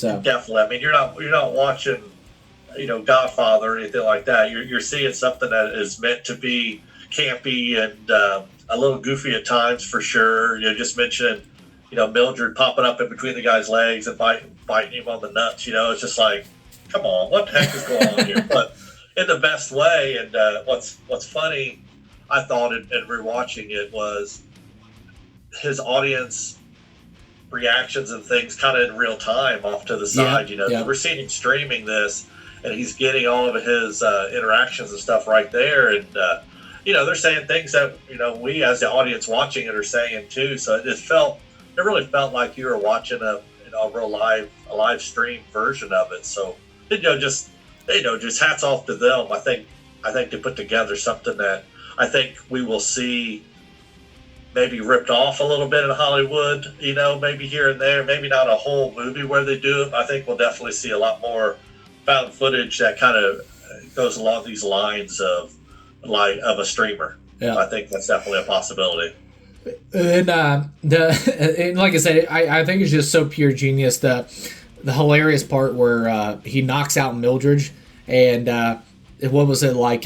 He took his pants off, and then he puts it, and it looks like he's like laying behind the corner. So Mildred goes around the corner, and then he pops out in his whitey tighties, and he's like, "Surprise, bitch!" And then he just like knocks her out with the chair. It's just so awesome. I'm just like, I was dying. I was like, I'm just loving every second of it. And then when he actually puts the camera on Mildred, he starts putting Mildred, and then he backspaces, and he puts Mild dead. And it is it made no sense. And that's exactly what I was going to say. We can't forget the fact that once he appears in his underwear, that now we're going to get this POV for Mildred when she's trying to catch him, and we see him crawling away, in his underwear and stuff, and it's just the idea that he would be in this situation dealing with this creature, and he's like, you know what? Now that she's out, I think I'm just going to go ahead and strap a camera to her head. But she also has a meat cleaver stuck in the side of her head, so that's a fun part of it. But I was like, man, this dude, he's all about his audience experience. It's like I think they would want to see a POV of Mildred basically chasing me and killing me if it came down to it. But it would be the ultimate stream for me, is to get all this stuff down, and I'd be famous again. So it's great. What was he's like, and it's once again, I keep throwing out genius because it's comedic gold. And when he was talking about like a demon, she's a demon or whatever, he's like, we need to demonetize this bitch, and it just like cracked me up. And then but with all the funny stuff out of the way, there is terrifying moments in this movie. And like, especially that little kid on the edge of the bed, and then also whatever creature was under the sheet, and then that sheet like bull rushes. Like that. Yeah, it was creepy as balls. And then my favorite one that was really scary was the Mildred, you can see, is hanging on a rope through the camera. But in real life, you just hear the creak of the rope, and you can't see her at all, and hanging at the end of the hallway. And then when he gets over there, she ends up popping out of the camera and all that stuff. So I just thought that was really well done. I love that. Yeah, there were some good bits when he thinks he's saved by a sheriff that suddenly appears on the property when he's outside the house, and then he's looking around for his car and realizing he didn't drive here, so he's obviously a bad guy. And so then that guy, they use like a voice like modulator on the guy, and he starts talking, starts really freaking him out. And then he ends up having some pretty terrifying moments when he's stuck in the car, and he's popping up like at the window and different things. And then there's a cool camera shot where he's looking out after he bashes the guy, and the dude's on his knees, and he's like kind of walking on his knees, like crawling toward the vehicle. I was like, man, that's pretty creepy. Like a little darker with a little different soundtrack to it, and that's terrifying. Yeah. And it was just like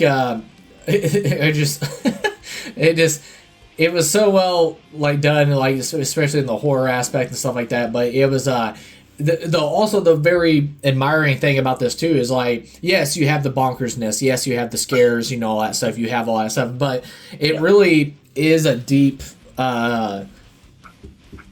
like subject matter of like really asking the question of like, you see it today, everybody can see it. It's how these influencers is how they get so disconnected from reality and life that it turns you into a monster yourself, and how far you go for clicks, views, and fame, and how that can turn you into a monster yourself. And that's exactly what we see happen with Sean.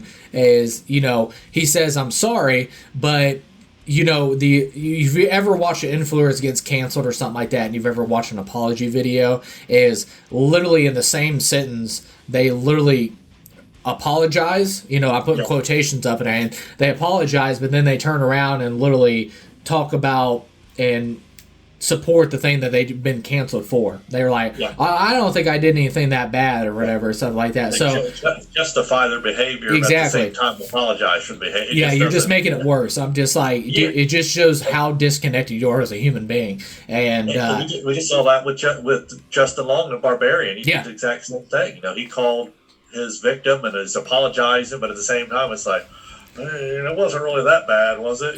So it's interesting that both of these movies would be made in 2022 and have kind of that cancel culture thing, throughout them. So it's just it's interesting because we don't get that in our other two movies.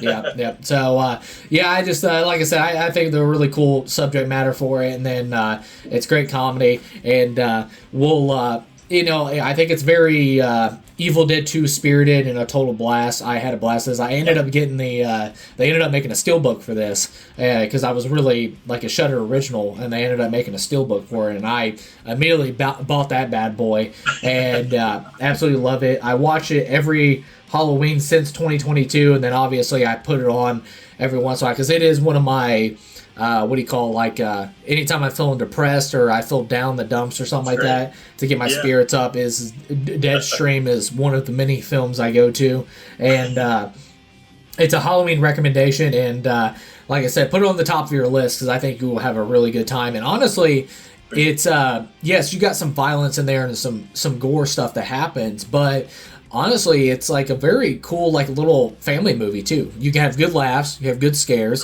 and it's a good Halloween film and a good hangout film. I think it's it's perfect in my eyes. I love it. So yeah. Final thoughts, Jed? Yeah, my final thought would just be, I really enjoyed it. It is a fun watch. If you're adverse to people getting their fingers shoved up their nose, definitely watch out for it. I forgot about the part. Yeah. What's happened a few times in the movie where for some reason Mildred is trying to stick her finger up his nose, and it's just funny. It makes no sense, and it's just hilarious. So at one point, even him pulling out a fingernail that she broke off in there, he yanks it out, and his nose is bleeding. So some people don't like that kind of thing, but other than that, it's definitely a good watch. Yeah, and hopefully I can visually explain this because it's the audio podcast. The special effects artist that did that, Joseph Winters, and then went to there. It's like, we just need a really creepy finger because they're gonna stick it up his nose and all that stuff. He was like, well, I've got like something creepier. He was like where it practically extends or whatever and everything else. So I thought that was just so cool. Funny.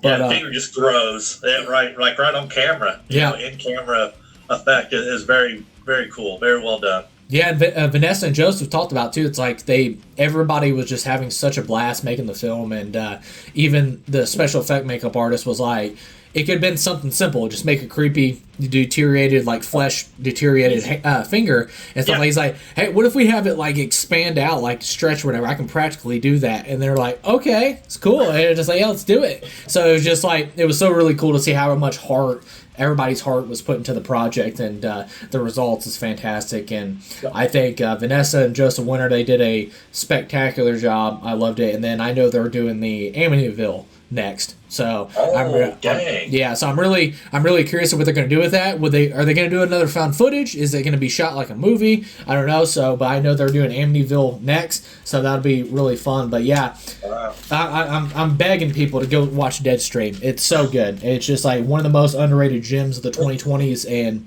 great found footage horror film.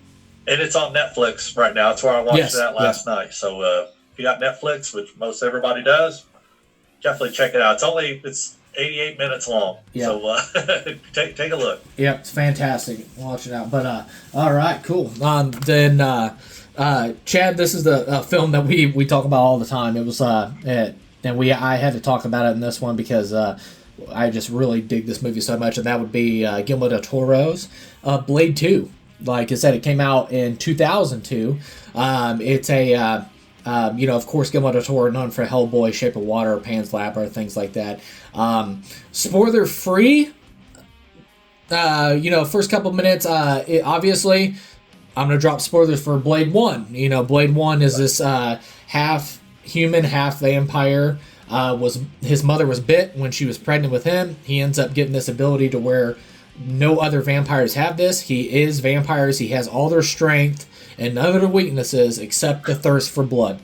And he has this special ability that nobody else has, except we find out, I can't believe I'm referring to this movie, but Blade Trinity, we find out that Dracula in there can also do this as well, but he's got the stigma name of and been labeled the Daywalker. It's because he has the ability, he is a vampire, but he also has the ability to walk in sunlight. So that's pretty cool. But and that was a good explanation of it, and the only thing I could add for Blade 2 is just you find out early on that there's another threat that's actually not just to the humans but to other vampires, and so they have come to Blade and asked for help, and that's where we pick up Blade 2.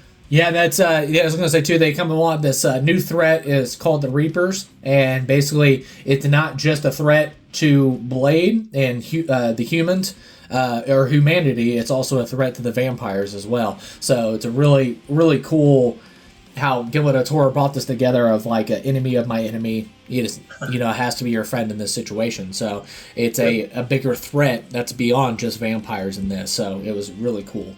But no, I ended up. And this is gonna shock people. This is gonna be crazy. And put your pitchforks away. This is just. I know this is a hot take or whatever, but I love the first Blade film. I absolutely love the first Blade film. It's awesome. It's and I watch it yearly as well. It's fantastic. But I think Blade 2 is the best Blade film ever made. I think it's the best Blade film. I absolutely adore this film. I ended up giving it 4.5 stars, a 94%.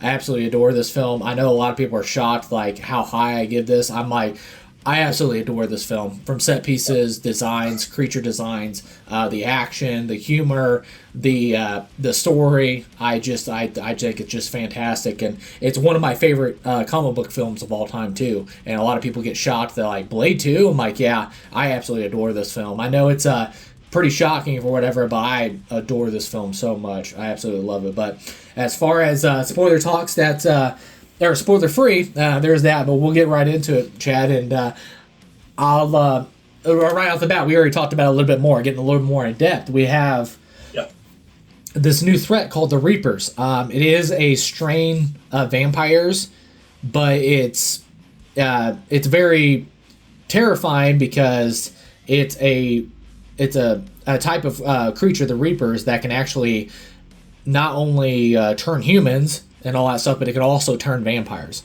So even the vampires are not safe. So it's pretty cool. And then you have this Luca Gross, who plays Nomak, all that stuff. Right from the beginning, it was like he ends up going into this facility where they're actually, you can give a blood bank and stuff like that. And he ends up, he ends up taking out these vampires and all that stuff. And he, his final thing he says to the camera, he's like, vampires. He's like, I hate vampires. And then all that stuff. So it's a really cool opening of like, so it's just like basically that, and they even say it in the film. It's like an enemy, my enemy is my friend. So I just thought that was such a really cool, grabbing concept right off the bat. So that's a good intro, and the little blood bank that Nomak is Luke Goss. That's who he played. A guy named Nomak in the movie. It's run by vampires. So basically, they're paying homeless people and people just down and out. They're paying for their blood, or under the guise that they're paying for their blood. But in the end, we know that they're killing, some of them. But you're coming in, you're donating blood, to the cause, basically to the vampire cause. And in this case, Nomak goes in with the idea that he's going to go in with looking like a homeless person, and ends up taking out this whole group. It's not dissimilar in the way Blade, the first one, opens up with the nightclub scene with the blood and everything, and then Blade comes in, and starts killing vampires. So it's just interesting that this character and Blade, they hate vampires. They should be working together to get rid of vampires. But in this case, Nomak is not just killing them; he's also turning them into Reapers themselves. And in my notes, I put that without a doubt, the Reaper is my favorite cinematic vampire version. Yes, and we Just will the physicalness of yeah, it. yeah, and that'll be. We'll get to that in a second because I literally says it right here. He's like, it is literally my favorite on-screen vampire design of all time. It's absolutely phenomenal. And I hate that I didn't look up who did the makeup for it. But I should have. I'll try to do that while we're talking. But I love and this is our only big budget movie of the four that we're talking about. So this is a $54 million budget, and I know it's a grand scope of a movie, comparative to, Deadstream and Barbarian, and then our final one. But it made good money at the box office, and I'm sure that's why we ended up with the Blade Trinity. But for what it's worth. Yeah. But yeah, go ahead. Yeah, well, it was like, and we find out too in the film that led by Ron Perlman, we have this blood pack. It's a team that they've been trying to train for 2 years, and train for what? And they kind of find out it was a team they were trying to train to kill Blade.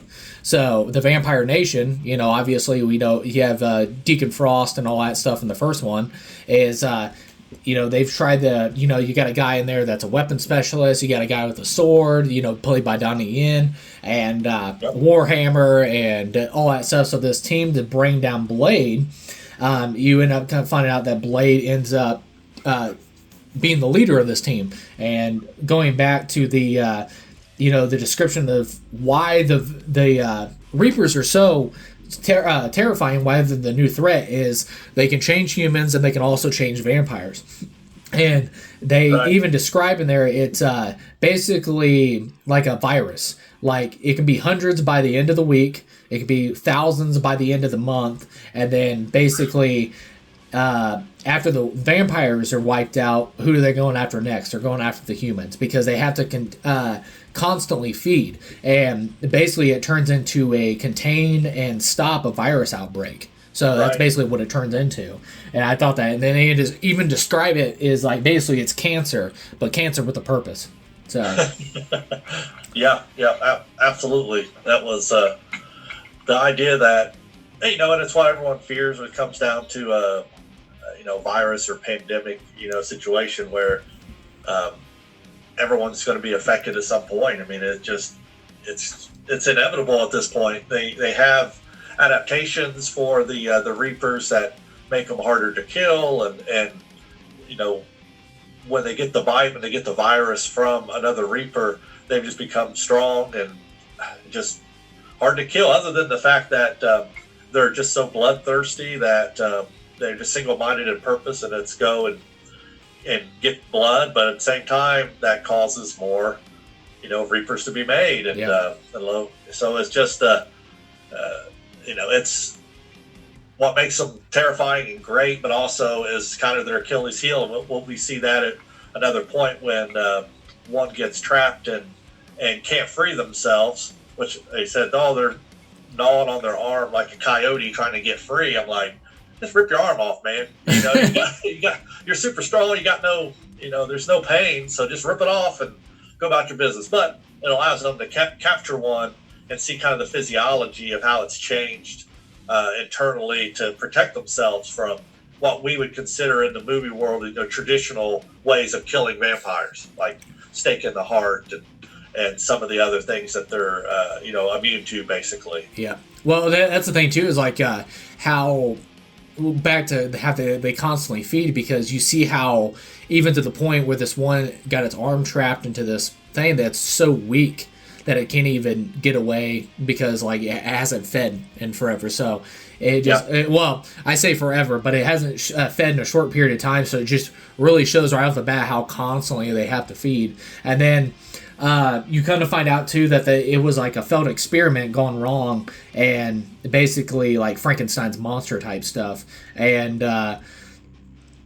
basically, what was it? Eli Damaskinos. We find out that he is like an ancient vampire who's a pureblood, and was basically trying to, in simple terms, like trying to have the survival of his race, the vampire race, and stuff like that. So obviously, they tried these Reapers things. Then obviously the sorry, the blade is the exception of like that's a very valuable blood there because he's a daywalker and stuff like that. So that comes into play with that, and I thought it was just so crazy that it was the vampires that created this weapon outbreak and stuff like that. So it was just such a cool concept, and of course, Guillermo del Toro, he's well known for his set pieces that are always just absolutely phenomenal and so rad. And then also in this costume design for the film, he said it wanted to be anime inspired, which you've seen with the combat suits and the goggles. I love those designs. Whatever they had, the first encounter with Blade, and I love that. So, did you want to talk a little bit about the costume designs and stuff real quick? Because I got a set design thing that I absolutely love in this film, but go ahead. Well, I found out who the special effects makeup artist was. This guy named Steve Johnson, and it was XFX was the name of the effects studio that did it. And he's worked on Ghostbusters and Species, Bicentennial Man. He did Doc Ock's arms in Spider-Man 2. He worked with Rick Baker on American Werewolf in London. So he has a very extensive filmography. I'm reading through Wikipedia about him. So he did Slimer in the original Ghostbusters. That was his design. And so, definitely some great effects. And, obviously it's a podcast, so you can't see the effect for the Reaper for the new take on the vampire genre, but please look it up. If you haven't seen Blade 2, watch Blade 2 and see these effects, because they are on screen like the top tier effect for for what they're doing. There's a ton of good effects throughout. And then speaking of effect, we'll talk about just real quickly the difference between when a vampire died in Blade versus Blade 2. They really stepped up their game on the animation of how when a vampire gets killed or gets staked. We'll call it traditional vampire, not a Reaper vampire, but traditional one. How they just deteriorate. Their bones and stuff are still kind of there, but they're kind of got these sparks and smoke and things happening. And it's just a really cool transition from human animation into the bones and the deterioration of it after. It's like getting hit by sunlight or whatever. But I just love it. I mean, there's nothing about it I can't geek out over, because it's just that well done. Oh yeah, on every facet of it. Yeah, I even like at the beginning too when he kills that vampire against the wall, and he like literally rips his arm through the guy with his gun and points it at the other guy. It's just like it's just so cool. And like I said, it's Del Toro in action, and Donnie Yen was actually one of the action coordinator on this, and it was just really cool how you can implement that into this world and just do really cool stuff like that. Like especially when he takes the piano wire and cuts the one's head off on the motorcycle and all that stuff. It's just like it's really cool to do that stuff. And and then what is it? Donnie Yen, he ends up stabbing that Reaper against the wall, and then ends up ripping through it and just crawling up the wall. So that's so good. That's such a great part. It goes back to the fact that they feel no pain. I mean, they are the next evolution of what a vampire is. And like he does that. He rips through his his groin, his midsection. He's got like intestine-y kind of things hanging out, and he crawls up the wall, like a crab, crab walking up the wall. It is so creepy. I mean, it is so terrifying. It's like there's just no stopping them. And another scene where the smaller of the Reapers, for some reason they take their shirts off, so they're shirtless, but they got pants on, which is weird. But they end up fighting like the biggest dude in that kitchen scene. Yeah. Where the guy ends up getting bit. But it just goes to show, I mean, it doesn't matter. They're super strong and just single-minded. They're going to get the job done. Yeah. But my set design thing I wanted to talk about real quick before we get into we talked about the action and stuff like that, but the set design that a lot of people overlook, but I just think it was so really cool. Of like, we talk about visual set pieces like speaking, for themselves and telling a story themselves, and not just with words or audio or something like that, but visually tells their own story. I just thought it was really cool with Eli Damaskinos when they come and see him at the this ancient vampire pureblood and the vampire nation and stuff like that, that he has this like up-to-date fancy like modernized facility, but it's actually built around this like old ancient temple almost, like and like you can see like the stone walls when you go on the inside, and it was like what was it like? It was like built like ancient stone walls. You have the temple. It's like got like a temple arch that when you come into it, it has like ancient statues, scrolls, weapons, and treasures and all that stuff. So it really gets right off the bat like, oh, they've been like disguising and camouflaging themselves in society for like thousands of years, and it's just it's crazy. And then also right off the bat even speaks to the character. It's like, how old is this guy? And then obviously when the guy turns around, he's got these like long fingers, he's like bald, you know, he looks ancient, and then also a vampire we haven't seen before. Like I was just like, you know, all that stuff. So you find out that he's just a pureblood, and even the sprinkles of details that you find out later, that you're going to imagine that he probably took his DNA and put that into the Reaper experiment and stuff like that, because if you see the Reapers, they all almost visually have the same look as him. They have the bald head and stuff like that. They don't have the cracked open jaws and stuff like that, but they have like the bald head, they have no hair, all that stuff. They almost look like him. So you're going to probably imagine, since he's a pureblood and he's trying to advance his race, his blood is so valuable. And then, you know, the big spoiler when Nomak kills him in the third act and stuff like that, he doesn't have a traditional vampire death. Like, he doesn't burst into bones and stuff like that. He goes into this like ancient stone and like cracks. And cracks. Yeah, it's just crazy. It's crazy. So it's really cool. But I wanted to talk about that facility because I was just like, I think that really gets overlooked, because I'm just like, this is pretty genius. I'm like, it really speaks a lot of like, you know, how ancient he is, and then also how long these vampires have been in plain sight, but they've been blending into society like that. So the power flex on that. So I love that, and it's one things in the really terrible Twilight movies that it always sticks to in my head is the wall they had of all their captain gowns, like because they've been alive so long and they look like kids. They go to school and they do stuff, and it's like the idea that you're here so long that you want to blend in and you want to keep up with the times, you know. Think about like from Dusk Till Dawn, you know, building the bar on top of the ancient pyramid and stuff, that, you know, it's a way to lure people in. And it's kind of one of those things where if he wants to continue to, you know, to grow his vampire dominion, basically, you know, you gotta keep up with the times. You definitely do. Yep, and then we already talked about the action. It was done by, you know, the action coordinator was action legend Donnie Yen, who also stars in the film. I thought the humor was great. You know, the little banter back and forth with Ron Perlman and Blade, I think was just so fun. And then of course Wessler, you know, all his, you know, talking crap back and forth with the Blood Pack. It's so well done. And, you know, little tidbits and stuff like that when that guy walks up and he was like, you know, he sees that he's a familiar. He's like, "You're human." He was like, "Barely, I'm a lawyer," or whatever. So it's just like little snippets like that. So I just think it's just so well organized. And then this is probably gonna be the remainder of our discussion of the time we're gonna spend on this, because we've already got a little bit for the favorite on-screen vampire designs of all time is the Reapers.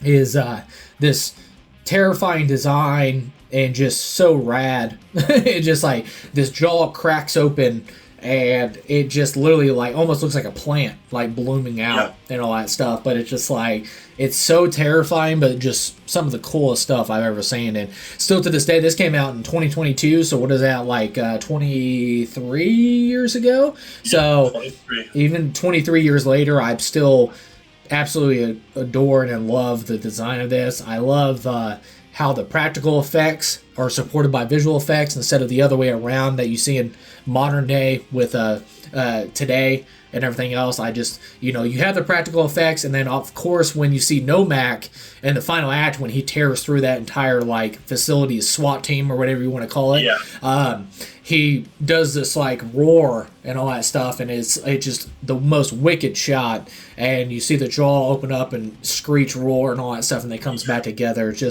It's so rad.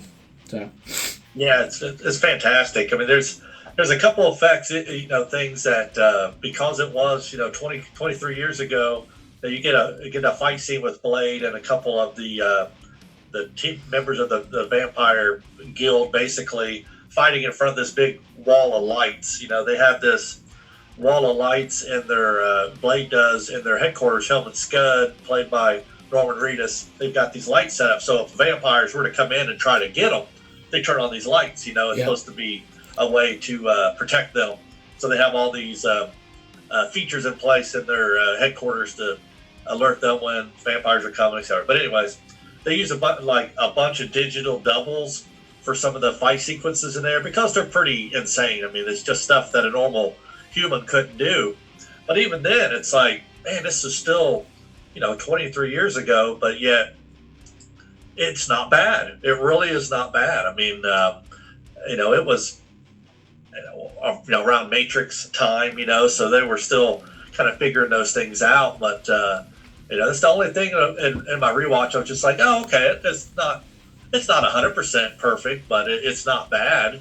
But if that's all you got to say over a movie like that's so effects driven and so visually amazing, from the set design to the creatures themselves, it's that tells you a lot. I mean, that's a 2 decades worth of effects,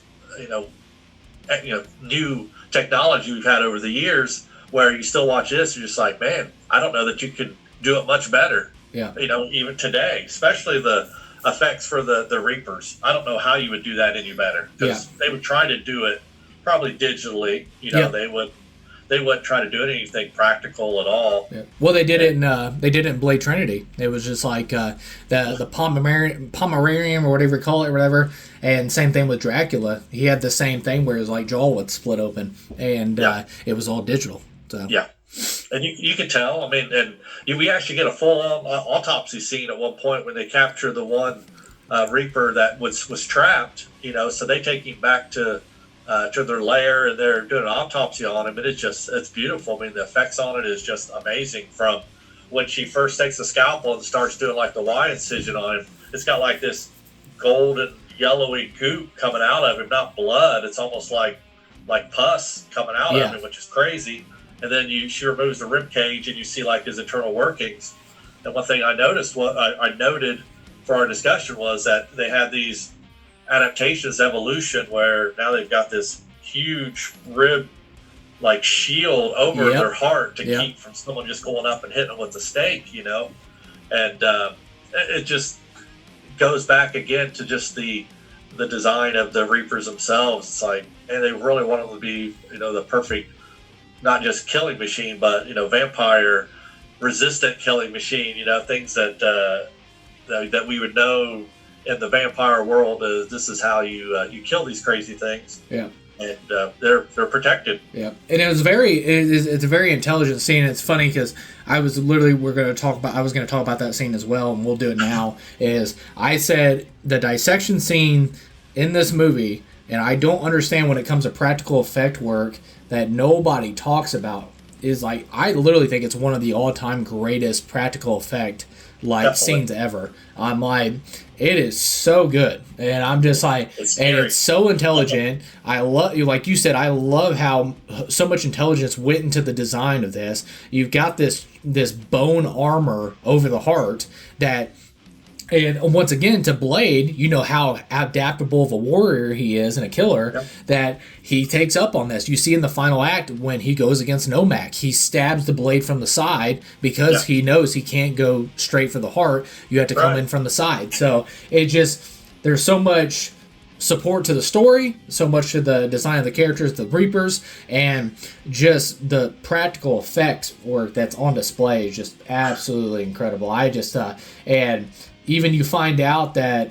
even when the brain is dead, that the body is constantly still feeding. It's just insane. And even she takes cuts her finger and then drops a little bit of blood, and it's like an engine. Like everything starts going but the brain's dead. So it's some of the most phenomenal work. And then when they, Norman Reedus, Blade ends up calling him a sissy because he doesn't want to open the jaw. But when he opens up the jaw, it's once again, this is all practical effect. It just cracks the jaw open. Then you come to find out that there's this long tooth on the side when the actual jaws open up and then they clamp down. There's these two long teeth on the side that actually have a paralyzing serum in them. So when they're feeding on you, you're paralyzed at the same time. So there's just so much intelligence that went into the design, and I love about it. So, and I've never seen anything like it. Like I said, maybe people, please just send me some stuff, because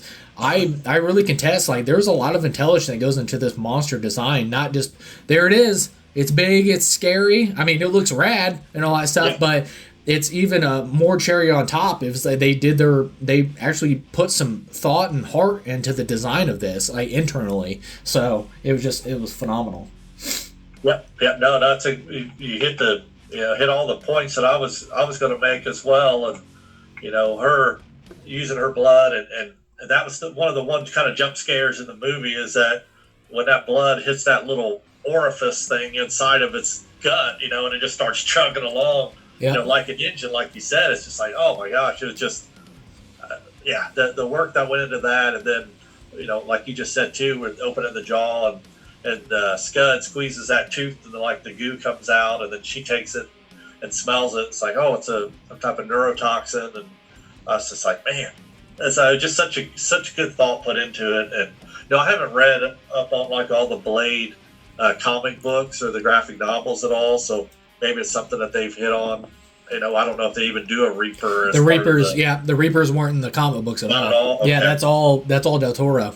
So then that's help. That's just help being the genius that he is. Yep. It has such a great head for monsters, anyways, which we know that over the years. But I love that. That's man, it's the best. I'll die on that hill. Honestly, just say that it is the best vampire variant on film. Yeah, I was gonna grab the book, but I can't find it right now. But there is a book of the Cabinet of Curiosities, which was also the name of the show that you did on Netflix. But there's a book that's all the sketches that Del Toro's done over time, and you'll see the pre-sketch of what he did with the Reapers. He's and then he brought them into the Blade film and stuff like that. So it was really cool. That's nice. So, but Nomak, who was played by Luke Gross, which he also played Prince of Nuwata in Hellboy 2 as well. He's kind of like Nomak is like Frankenstein's monster. And, he was, obviously you come to find out that he is the son of Demaskinos or whatever, and his sister and all that stuff. So, you see throughout the thing that he's actually nice to the homeless man. He's really nice to the homeless man. He ends up killing the vampires because they're bad, and then obviously he ends up killing the drug dealer because he's bad. Drugs are bad and all that stuff. And then he ends up going to the vampire club to kill other vampires and stuff like that because they're bad. So so you see at the same time, it's he is yes, he's basically the best description is he kills bad people and all that stuff. So, and he comes back for revenge on his father and stuff like that. So I just thought it was a really cool character. And once again, he even points out to Blade. He's shouldn't we be working together? All that stuff. We have the same cause that we want to take down the same thing. And so it's a really cool character and awesome design. Like I said, I can't say it enough. The Reaper design in Blade 2 is just absolutely phenomenal. And it's once again, we got to the beginning. It shocks people, but Blade 2, it's one of my top favorite Del Toro films, but it's actually like in my top 10 of like I think one of the greatest comic book films ever made and stuff like that. Definitely. And I absolutely love this film. I watch it yearly. I watched it getting ready for this podcast, and I'm like, man, this movie's still so badass. It just like it's so much fun, like from beginning to end, and great humor, great action, great monster design. It ups the stakes and the sequel and stuff like that to the point where that Blade has to work with the vampires to take on this new threat. It's just such a cool concept that I absolutely have a blast with. But yep. Any final thoughts? No, man. That's I think we covered that up pretty good. I mean, there's some really interesting like weapons and stuff they kind of come up with in there. Scud and Christopherson's character Whistler, they create these kind of like UV weapons and stuff to go get the vampires. Yep, There's a really neat kind of sewer fight scene with a buttload of Reapers and the strike team that they put together that goes in, and a couple of them get taken out, and there's just definitely watch it, enjoy it. It's a great watch. If you're a vampire movie fan, you're not going to be disappointed if you haven't seen this already. You're missing out. It's phenomenal. Yeah, I almost overlooked it. It was in my notes, but on that subject, I'm glad you reminded me.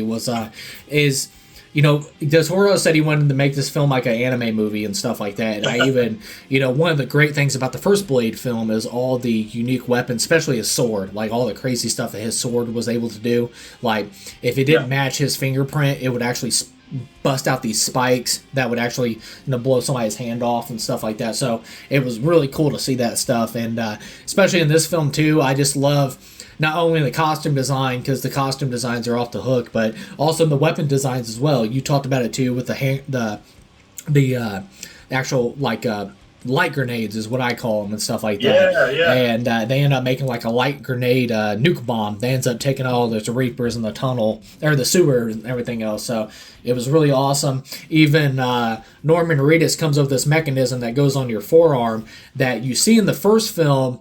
It's the same exact like vials that ended up killing Deacon Frost that Blade ended up chucking or shooting like those syringes into him. Yeah. And he ended up exploding and all that stuff at the end. He tries the same thing on Nomak, but you see that this Reaper strain is so much more powerful. It affects him for a couple seconds, but then he starts laughing about it and all that stuff. So you're just like, exactly. Away. And I just like, so it just gives you right off the bat, even through the weapons, that, this is a more dangerous threat. So it was really cool. And one of the things that a lot of people overlook as well is Ron Perlman, his character, his pistols have a blade on them.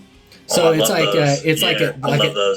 edge of an axe or something, or like a battle axe or whatever. Yeah. So it's like a battle axe blade is at the bottom of the where the actual like clip goes into the gun, stuff like that, and it goes up to the front of the barrel. And I was just like, that's actually pretty genius, because you're fighting vampires, and you even see later in the film he ends up cutting a Reaper's head off with it and stuff like that. So it was really cool. It's the prop design stuff is great, and I think they probably had some input. You see like Donnie Yen, he's got a samurai sword, and Ron ended up with those guns with the blades on them, but then the tall dude that ends up getting bit. Warhammer? He has like the big, Warhammer. I was just like, man, I wonder if they had input into that, or if Guillermo del Toro just came up with these characters and just like, here's their weaponry would be different because they're a different age, they're from a different area. All these guys coming together. The really tall guy with the cool tattoos on his face, obviously is probably not American. So he would have, fought humans in another, part of the world at another time. But he comes in and, they could have gave him a machine gun. Yeah. Here's your machine gun. But instead he's got a freaking big old Warhammer. It's just like, that's pretty cool. It lends a little bit more to the lore of these guys have been around a long time. They kind of do what they do, and you're not going to tell somebody like, no, we want you to change how you're killing. No, this is what you get.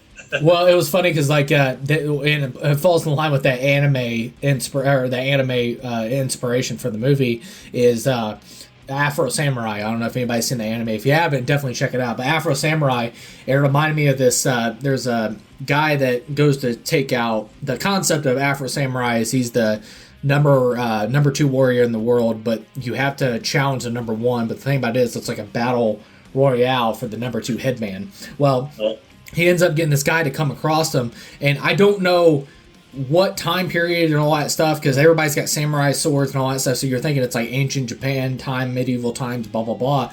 But then you get characters that pop out, and it's this very anime fashion. Is this guy has this crossbow, and it extends out and stuff like that, and it's like, oh, he's got a crossbow, and ends up firing like 2,000 arrows. It makes no sense. And then the guy at the bottom of the actual crossbow, he like cocks it like a shotgun, and it's a grenade launcher that's attached underneath it. So even Warhammer, when in Blade 2, when he comes into that kitchen, he's looking for that Reaper, he twists his hammer, and this big spike comes out the end of it. So it's just big spike. Yeah. So it's just those cool little anime tropes or whatever. I just love that Del Toro influenced that into the film. So it was just so much fun. Right. So yeah, that's great. But all right, cool. All right, so that's all we had on Blade 2 or whatever. But all right, we're going to get into our final discussion, and that is one of a film. It's one of my top 10 favorite horror films of all time, one of my favorite films of all time, and it was the birth of the Cornetto trilogy, and that would be Edgar Wright's Shaun of the Dead. And of course, Edgar Wright's done Hot Fuzz, The World's End, Baby Driver, Last Night in Soho, and then also the next month he's coming out with the adaptation of Stephen King's novel The Running Man. So looking very excited for that. Shaun of the Dead. Okay, spoiler free. If you have not seen Shaun of the Dead, it is comedic genius gold that is in a zombie apocalypse, making fun of the not really making fun of, it's like a tribute, a humorous tribute to or comedy tribute to like George A. Romero and all his phenomenal work with Night of the Dead, Dawn of the Dead, blah blah blah. It's absolutely phenomenal. It's comedic gold every minute. And then of course Edgar Wright coming on the scene with these crazy smash cuts of editing, something that you've never seen before. And then I remember when I first saw this and I've heard about Shaun of the Dead, I was like, oh, here we go. Because it was around the time like spoof comedy was kind of an upgrow. And then also it was like there were spoof comedies that were really had some thought into them. And then you had the spoof comedies that were just like garbage. It was just like toilet humor. So I'm just like, so I went into Shaun of the Dead with a bad mindset, because I was just like, okay, we'll see if this is any good, and it's absolutely phenomenal. It was genius. It was absolutely everything, and the beginning of my love for Edgar Wright and stuff like that, and it just it's a phenomenal film. Spoiler free wise, best description you got on all that? Oh man, yeah, it's tough. I had Shaun of the Dead, and with the paying homage to some great zombie movies. It's safe to say that it's a zombie movie. Yeah. That's pretty much it. I mean, it's about as spoiler free as we can get. We've got Simon Pegg and Nick Frost, the main characters, and with Edgar, it's going to be wacky and fantastic at the same time, and it's kind of where we're at. I mean, it's just through the life of Shaun, learning that there has been an outbreak, and what do we do next? And that's where we pick up. Yeah, and the best way too, without spoilers or something like that, is if you take out the comedy, it's a great zombie film. If you take out the zombies, it's a great comedy film about that. It shows that everyday life, that people are already zombies in society, and then also a maturity, your maturity and how you need to grow as a person and stuff like that, even in later years of life. And it's got a really good love story. It's got a really good connection between a mother and a son, and the stepfather, the drama stuff like that. But the comedy is genius. The zombies effects and everything else are genius, and it's a masterpiece of a film. The Shaun of the Dead I gave it a 4.5 stars, and this no. I gave it 5 stars. This is one of the rare. I think I've only given maybe 30 plus films 5 stars in my life and stuff like that. It's really hard to get a 5 stars, but Shaun the Dead is a perfect score. It's a 5 stars out of 5. I think it's 100%. I think it's a masterpiece of a film, and I try to not come from a biased point of view because I always express how much I love Shaun the Dead and the Cornetto trilogy and Edgar Wright and all that stuff. But it literally, I'm sitting there, I'm like, am I being a little too much overhyped about this film? And then I watch it again, I'm like, no, this movie's phenomenal. It's just absolutely a masterpiece. So, yeah, but definitely check out Shaun the Dead. Not only a great comedy, great zombie film, great horror film for Halloween time and all that stuff, but there is your spoiler free. So let's get into the discussion, and here comes spoilers, guys. So take it away. Spoilers commencing. I'll let you lead the way. Alrighty. Well, as Bob mentioned, it's Cornetto trilogy. The first one Edgar Wright put together with Nick and Simon, and so you start off with Nick's character. He is just this bum, chilling on Sean's couch and being a nuisance, playing video games all day and interrupting his life and causing tension between his girlfriend and his actual roommate, and so you kind of get to see their interaction and kind of where they're going to be in subsequent movies starring the guys, and they just have such a good chemistry together, and it looks like they just have a blast anytime they're together, not just in a movie form, but you can tell that they probably get along pretty good. They're good buds, but you start off with Sean interacting with him, and then he goes to the shop, which is another theme in Edgar Wright Cornetto movies, is heading to the shop, and you get some really great just visual storytelling where we're going to see a repeat of this same scene where Simon goes to the shop. He gets him a Coke. Buys 1 can of Coke, which is weird, but he leaves after interaction, and you get to kind of see some retelling of the same story later when you realize that the zombies are kind of starting to take over a little bit. But a commentary that James just said, it's the idea that we're all just kind of in a haze going through our day, and we might be doing the same kind of mindless tasks over and over again, and so we are kind of already zombies in our own lives at times, and so he kind of plays on that idea that we may not even realize that the zombie apocalypse is kind of taking place, until you take a long hard look, and where you get the television interaction, which I love the use of the TV as kind of a storytelling mechanism in this, where he's flipping from channel to channel because he can't find something to watch.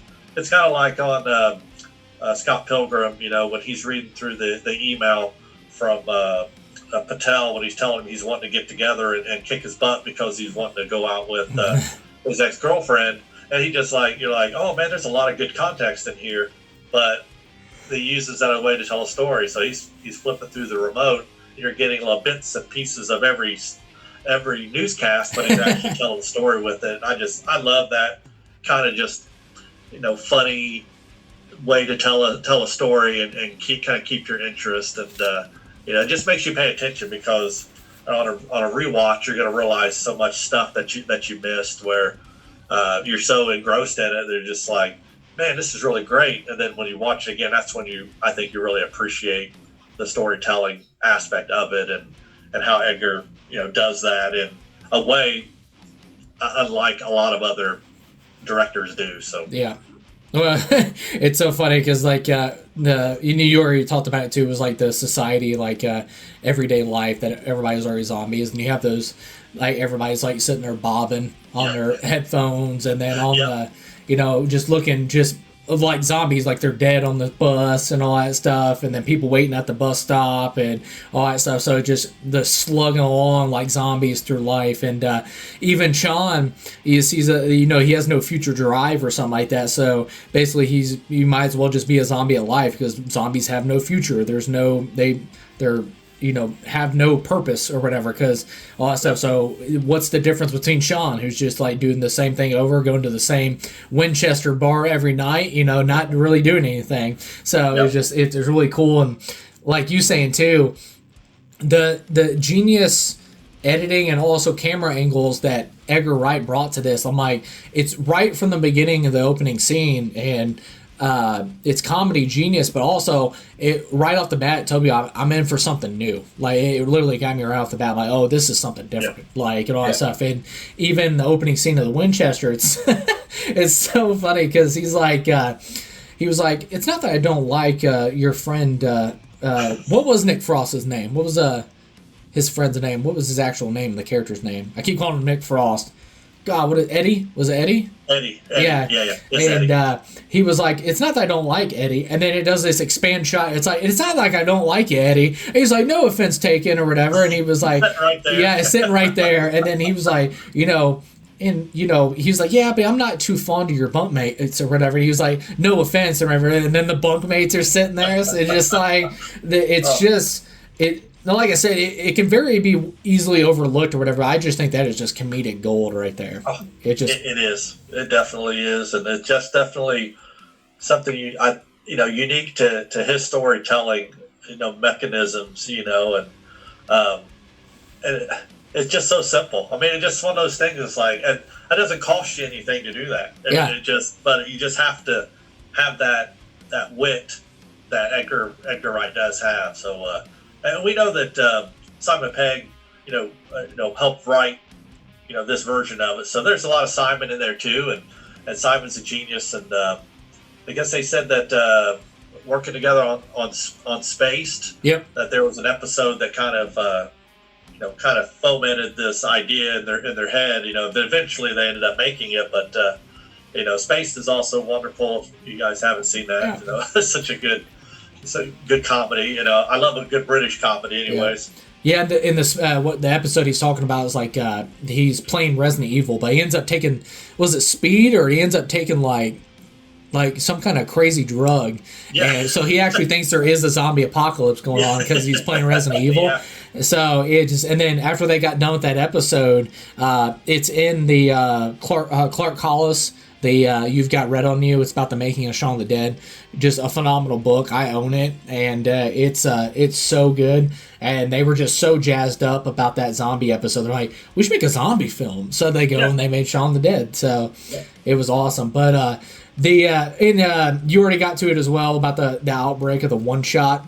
Is it follows, Sean coming from the flat. He goes.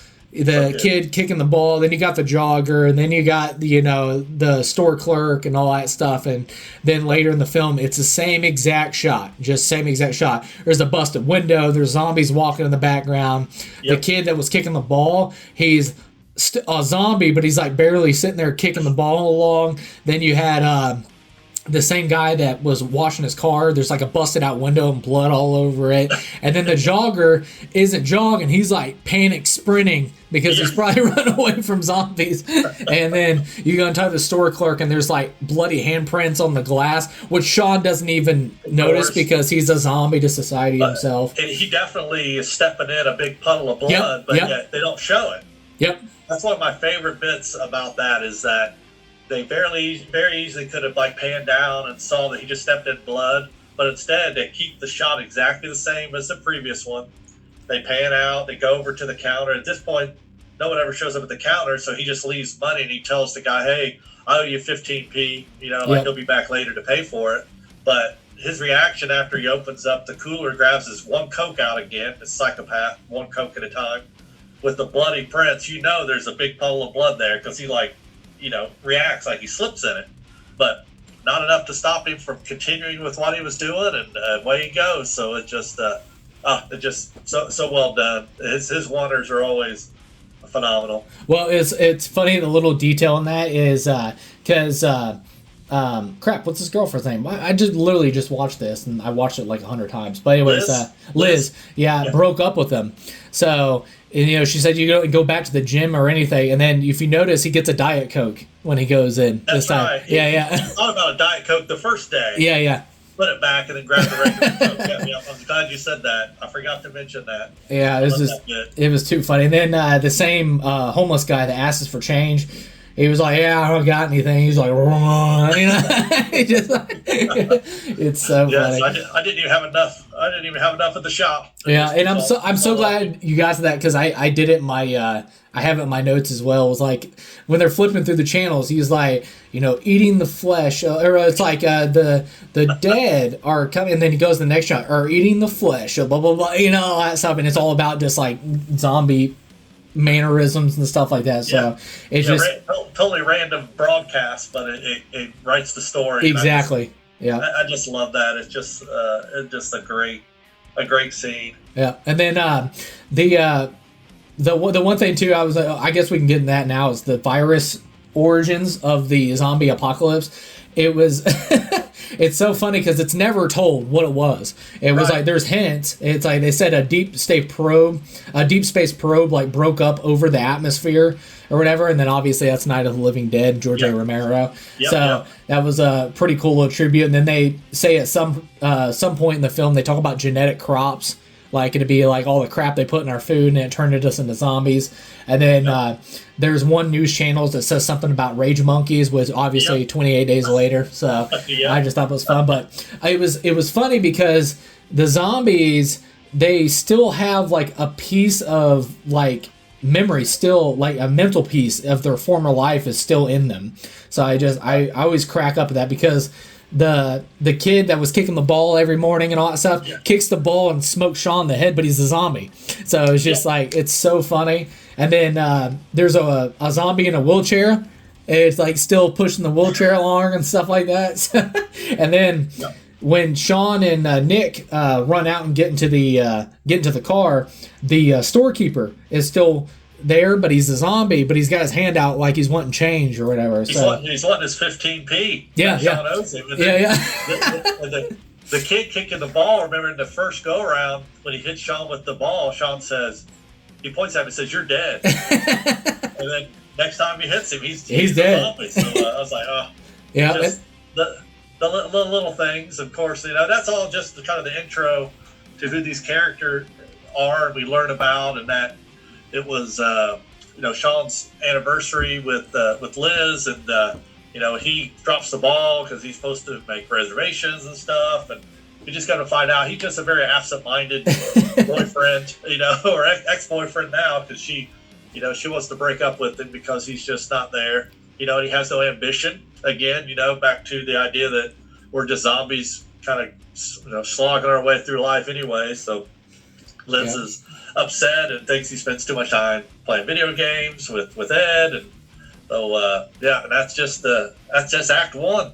And it was funny too, because the Nick Frost's character even says something about the roommate or whatever that he doesn't like. He's like, next time I talk to him is when he's dead or whatever. And then he's a zombie next time I see him, he's dead. He's like, heck yeah. It's too funny. And then one of the funniest thing too that cracks me up, obviously, we'll get it. I guess we can get to it now. Was like Philip, where he talked about he was like talking about, can you turn down that blasted music or whatever, and even when he is a zombie, he was like, Nick gives this big stretched out speech. It's like, there's not 1 ounce of bit of your husband left in him, and he reaches out and then he turns the music off. So as a zombie, just there's no Philip left in there. He still turns it off. But we got to talk about how Philip is played by Bill Nye, and then his mom was played by Penelope Wilton, who, if you're a Doctor Who fan, she was a prime minister on Doctor Who, and just famously, an awesome. She's actually a dame, Penelope Wilton, so she's been like knighted or whatever. So she's been around a long time. But the cast of this thing is nuts. Even like some bit player parts when we get into them meeting up with their doppelganger crew. When they're running for the zombies, trying to get to the Winchester. He runs into the group that's got freaking, Mark Freeman in it, and Matt Lucas, and Jessica Hines, who's the leader there. And it's just when you're Edgar Wright, I guess even starting out, you can get a pretty good group of people together. But and I didn't know until I was going back in and watching it. I'm like, man, this one guy looks really familiar, and part of their doppelganger crew. That funny because they're trying to kind of match them up, to look kind of similar. But a gal named Julia Deacon, and she was actually in Hot Fuzz, and I didn't recognize her until like the 10th time I've seen that, or I don't know, 50th time I've seen it. But it's nice to see that these people make reoccurrences. Obviously, Edgar Wright and Simon and Nick doing Hot Fuzz as part of the Cornetto trilogy. But it's nice when they recycle players into their movies. Keep their friends working. I love that. Yeah, it was like I was gonna say too, the one of my favorite shots in the film, and once again, all the credit and roses need to be tossed at Edgar Wright, is there's a beautiful shot, and there's this Mary zombie that they find in the backyard, and they think she's drunk. It's like, oh, she's totally wasted, and then she gets up, and then he's like, back off, and then he like ends up shoving her, and then she falls back and hits this pole, and then that's the realization for the characters. We're like, yeah, there's zombie apocalypse going on, but this is the realization for the characters. It's like, there's a freaking zombie apocalypse going on. Like, she does this back bend off the pole, and then she gets up, and then you see, it's just beautifully timed and beautiful angled. Like, you see the hole through her body, and you see Nick Frost and Simon Pegg both standing there or whatever. It's so good. It's one of my favorite shots in the whole film. And then they're like, let's get back inside, and they turn around, there's that big zombie there too. So it's so good. The big dude. Yeah, and it's I'm glad you said that too, because first of all, I love that scene, and the actress that plays that part, we saw her earlier in the grocery store. She was the clerk at a store. So it's like, hey, there she is again. And when she hits that, and like the blood kind of shoots up, from the tube. When I was watching Deadstream, and he shoots that guy with the potato gun and puts a hole. Oh yeah. I just thought of that because then he starts falling at him, and he sticks that gun, and the gun goes through the dude. I'm like, man, for this low budget thing, I'm like, that was a great effect. And then we get kind of the master's version of that effect here with the shot. Yeah. Her being able to stand up and then focus through the hole in her stomach now to see Nick and Simon over there. It's just like, oh man, it's one of those things that you think to yourself, boy, I hope that they'll put that hole right over them so we can see them through.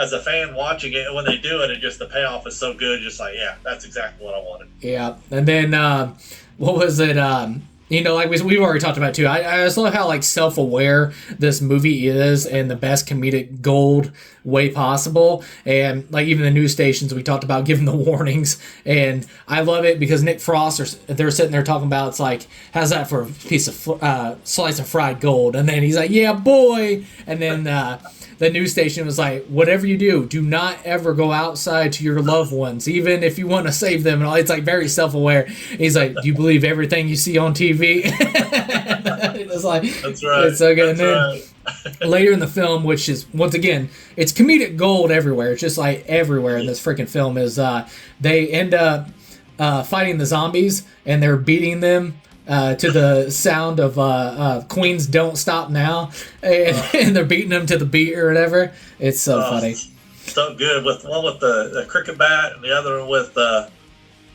what? What's he got? Pull sticks. They got like pull sticks and stuff. Yeah. That's what it is. Yeah. And it's so good when that song kicks in, and they're just, and then slowly there's like droplets of blood kind of shooting, as they're doing it. That's how Shaun ends up with like the extra blood on his shirt and stuff throughout the rest of the movie. But I was like, he couldn't have done it any better than that. I mean, honestly, it's so good. and then you have to hear about you have to hit him in the head, to like kill him or whatever. Yep, and Shaun's got the worst aim in the freaking world, and it's so funny because like he's just awful at shooting, and why would he be good at shooting? But also he's just so bad because they do like a bat pan shot, and you see how close he is, and he's still just missing so bad, and it cracks me up. And then back to the zombies when they're fighting the zombies to the beat of "Don't Stop Me Now" is. the freaking was it what is it, douchebag Harry Potter? He's in there like flipping the breakers, and it looks like a freaking concert's going on. It's just like it's just comedic gold. It's just like, I love it. Yeah, the breaker scene, that's so good. And everything, and once they get to the Winchester with who they have left, it's like there's just so much great stuff there. And I remember that scene with Shaun, shooting out with the gun from the Winchester, where they find out, it really is loaded, and it really works. I was like, just walk up to him. Yeah. Just walk right up to him and just shoot him right in the head. Instead, he's back there trying to shoot him, and he's terrible. But you got to remember, guns aren't popular in the UK. People don't have guns at home. They're not going out and shooting animals over the weekend or target practice or anything like that. Guns are different there. So we can't think about them as Americans. Yeah, and like I said, it's I'm sounding like a broken record, but talking about like comedic genius is like the Nick Frost, and then they get drunk because Liz broke up with Shaun, so they get drunk that night. When they come walking out of the bar, you see that when they first came in, they seen a couple making out, what they thought was making out, and he was like, and then they come walking out later, and you realize it was actually a zombie feeding on a guy. And then when they come out later, it's the same couple, and they're like, they're still over there, all that stuff. And in the back of your mind, you don't want to think this way, but you have to admit it. You think in the back of your mind, like, she has to be like chewed through his entire neck by now, and then the guy's head like falls off. It's like, it's so funny. And then obviously they're drunk and they like do the so it's I just love this movie so much. And then and in zombie kill fashion, douchebag Harry Potter has one of the best deaths ever, and the practical effect work on that is just so good, and it's brutal. Like, they just tear his insides out and all that stuff. So that had to be so fun to shoot. It was just like, it was incredible. Yeah, it's on the digital version of it. I have it. They have a good behind the scenes for that, and man, it looked awesome when they pull him through the window. That's what happens. They bust out the window. They grab him because he's close to the window, and because he's an idiot, and they're pulling him in. And they're like, okay, cut, and they hold him, and then they come in. Everybody tries to stay still, and they put in like the fake body, like right up to his neck. So it's at an angle. He's like this, standing. And so the body's coming out, and then they start ripping it apart, and they're like, we need to grab more intestines. So they're like pulling intestines out. I mean, it's so funny. It looked like a set that would just be such a blast to work on. And there's a couple other digital extras on there. One is a guy that's doing a digital diary, but he is a zombie for it. So, and he's, I think I talked to you about it before. I think he's like a nephew or something of Edgar. Yeah. And so he ends up getting kind of some behind the scenes stuff where they're teaching him how to get shot as a zombie. And he's in the last scene where the military shows up and they kill all the zombies. He's one of them in that. And it just looks like such a blast. Looks like a long day. Like, he gets there at 9 o'clock in the morning. He's there until freaking midnight, shooting one scene. It's crazy, but movie making is just awesome. Yeah. Well, they what was it? Edgar Wright. When they go to the Winchester and stuff like that, you'll see a zombie in one of the shots, and I'll let everybody else figure out what scene it is or whatever. But if you look in the background, there's the zombie that trips and falls over. That's actually Edgar Wright. He was playing a zombie. He actually fell over. I have to watch that one. Yeah. I didn't know that. That's great. Yeah, that's pretty funny. But no, and so now the one thing I wanted to get the laughs out of the way, because it is just laughs everywhere galore and everything else. And this is another genius moment and well executed and just well done by Edgar Wright. It's just, this movie, rapid comedy genius is firing in all cylinders, like every second, all that stuff. But this movie comes to an emotional in the best way possible. Like I said, it's a sad moment, but this movie just comes to an emotional halt with Shaun's mom's death. Yeah. It is like, and then Simon Pegg, his acting is incredible in that scene. It's just like, it is so sad, and like you have to it is so sad. And then I had an audible when I first watched it because I'm having a good time. Don't Stop Me Now's playing. They're beating the crap out of zombies to the beat, and then when Liz comes up to Sean's mom, she lifts up her sleeve and she's bit. I'm like, oh no, all that stuff. So I just it broke my heart, and the whole scene breaks my heart and stuff like that. But like I said, it's comedy, rapid fire and stuff like that. But to bring an emotional moment timed so brilliantly, it's just it's so well done. So yeah, no, I love that bit, and in a very British way. When Liz asks her about it, and then Simon comes over and they see what's going on, she's like, "Well, I just didn't want to bother anybody." Exactly. Yeah. Just a very British way to be. And if you're ever on, I think maybe it's on Prime, but it's called Very British. It's just a series talking to different comedians and stuff that are British. David Tennant's on it. I mean, well, he's not British, but he's on it. He's Scottish. But they talk to other British folks about the British way of life, and it's all about just not bothering people. Yeah. Like minding your own business, just I don't want to bother anybody. But his mom, she's Penelope Welch does such a good job, and it's just I didn't want to bother anybody, with my troubles. And so unfortunately we know that means she's bit and she is going to be turning into a zombie. Yeah. Well, I was, what was that? What would I be? 13? I was 13 when I first watched this, because this came out in 2004, and the hints were there that she got bit. I just never picked up on it. I was young and dumb. And when they're all sitting there getting acting tips of how to be a zombie before they walk out into the group, they go shot to each person in the group, and they're like, show me your dead look, or whatever, look dead on your face or whatever, and all that stuff. And Liz is trying her best, and then it goes to Sean's mom, and she's like, ooh, well done, and all that stuff. She's like, what and, I was like, so it never clicked to me until after I watched it again. I was like, oh, because she got bit, she's looking pretty dead. She's already looking dead. That's brilliant.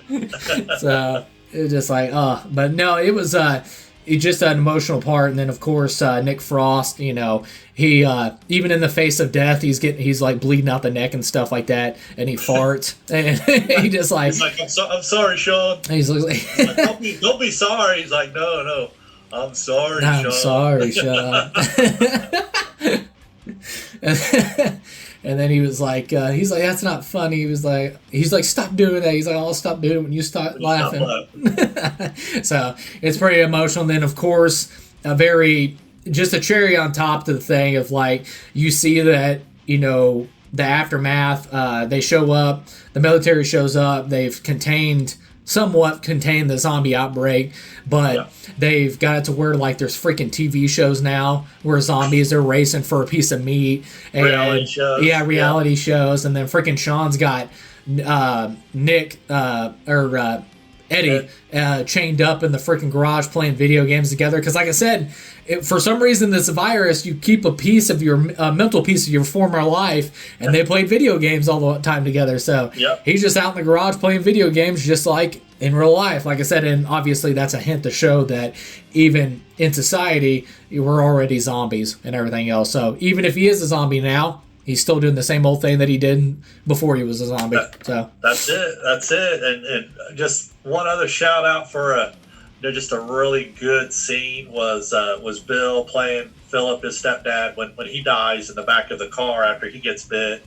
You can tell that him and Sean had a strained relationship. And Bill says, as Philip, Bill as Philip says, that he was 13 years old when his dad died, and he came into his life, and he said he just wanted to do his best basically. And it's just a really nice scene to wrap that up. And when he tells him that he loved him, and but it was just hard. I think that struck such a good chord with audiences as well. It's just such a good scene. And Bill does it perfectly, and once again with Simon, he knocked it out of the park. His performance in there, just like when his mom was dying, and even when Eddie gets bit, it's just it's just so good.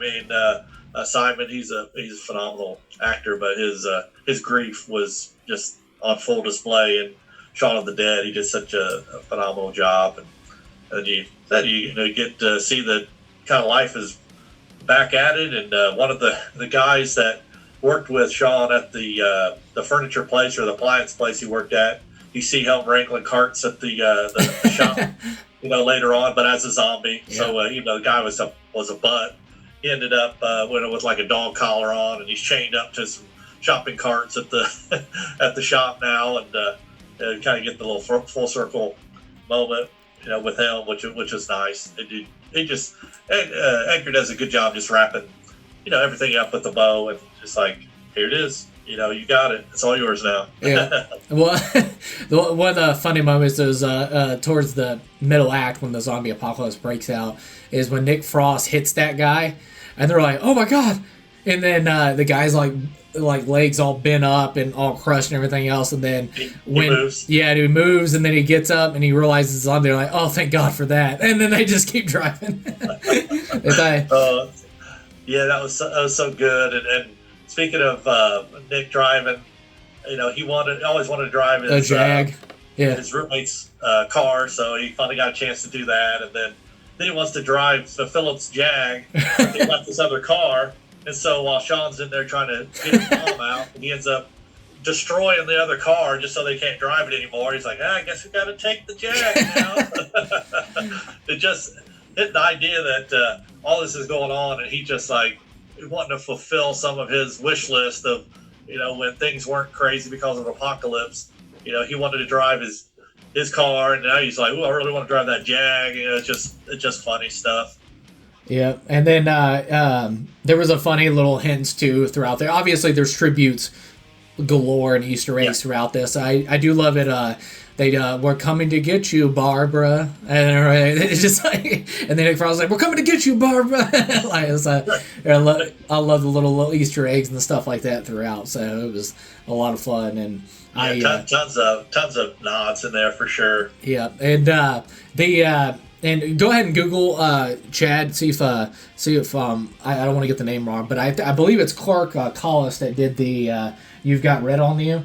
It's a phenomenal book about the making of the Shaun of the Dead film, and a lot more details if you ever want to dive into, and also the struggle that they had to actually get the film made, and then obviously the landscape, because at the time they wanted to be like the resurgence of like a zombie films and stuff like that, and then 28 Days Later came out, and they thought they lost the thunder, and it just like, and then it goes on to be one of the greatest comedy horror classics of all time. So yeah, Clark Collis. Yep, okay. Yep, he did it. It is available on Amazon, and definitely check it out. I've got a copy. James got one for me. Maybe for a holiday or not, I don't know. Sometimes he just buys stuff and sends it. So, but it's awesome, and it's a beautiful book. Even, it's got the bindings and stuff. It's just a great cover, and then the pages have the red edge to them, and it's just very cool. Yeah. I don't know. Like the paperback cover is awesome. Obviously, both the covers, but they had a hardback. But I don't know if that was like a limited edition one. I ended up snagging one, but it was like a limited edition one. It's a phenomenal cover as well, and it comes with the spine of the pages is red or whatever. Yeah. So it's awesome. So yeah, that's the one that I have.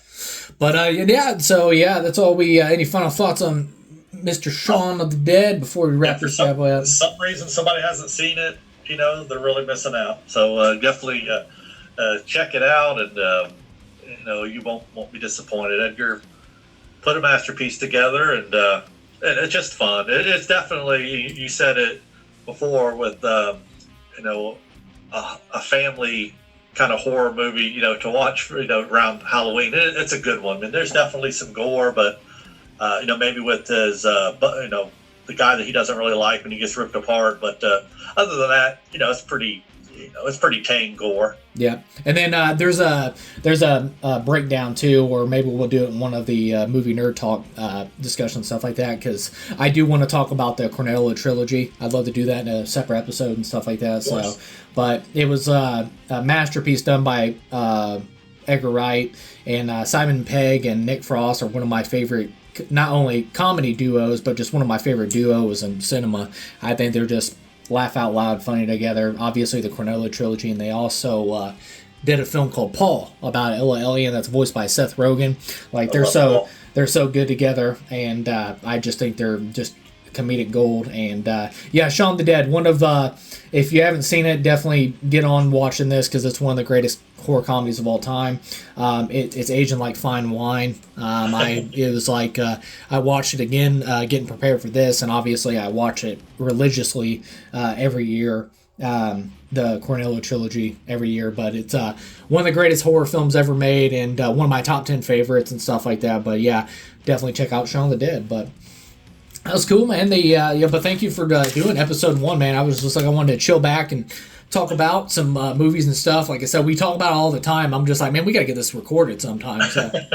No, I love it. You know, I always enjoy our conversations about anything, but you know, this was fun to go back and revisit some movies I haven't seen for a bit and just think about them more academically. It's nice to think about it with a different lens and say, hey, this is some things that make this great or good or better than someone else, and passing that information along. I thought I had a great time. Yep. Then man, like I said, it's you know, I wanted to do something like more chill back and relax, like conversation kind of thing. Of course, you know, movies are going to come along with that because obviously the title of the movie Nerd Talk, and you know, that's the main dominating thing that we talk about in this channel, of course. But yeah. I wanted something out, some kind of other segment where I could tackle like books, comic books. I'm hoping to reach out to other channels, do some interviews, interview laid back podcasts with other channels.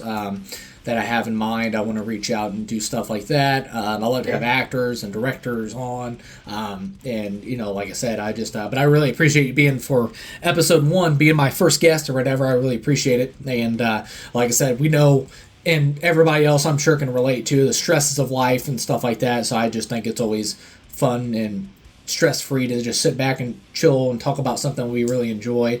And yeah, I hope you guys enjoyed. But thank you again, Chad, for being my first guest on here and joining me today for the little conversation.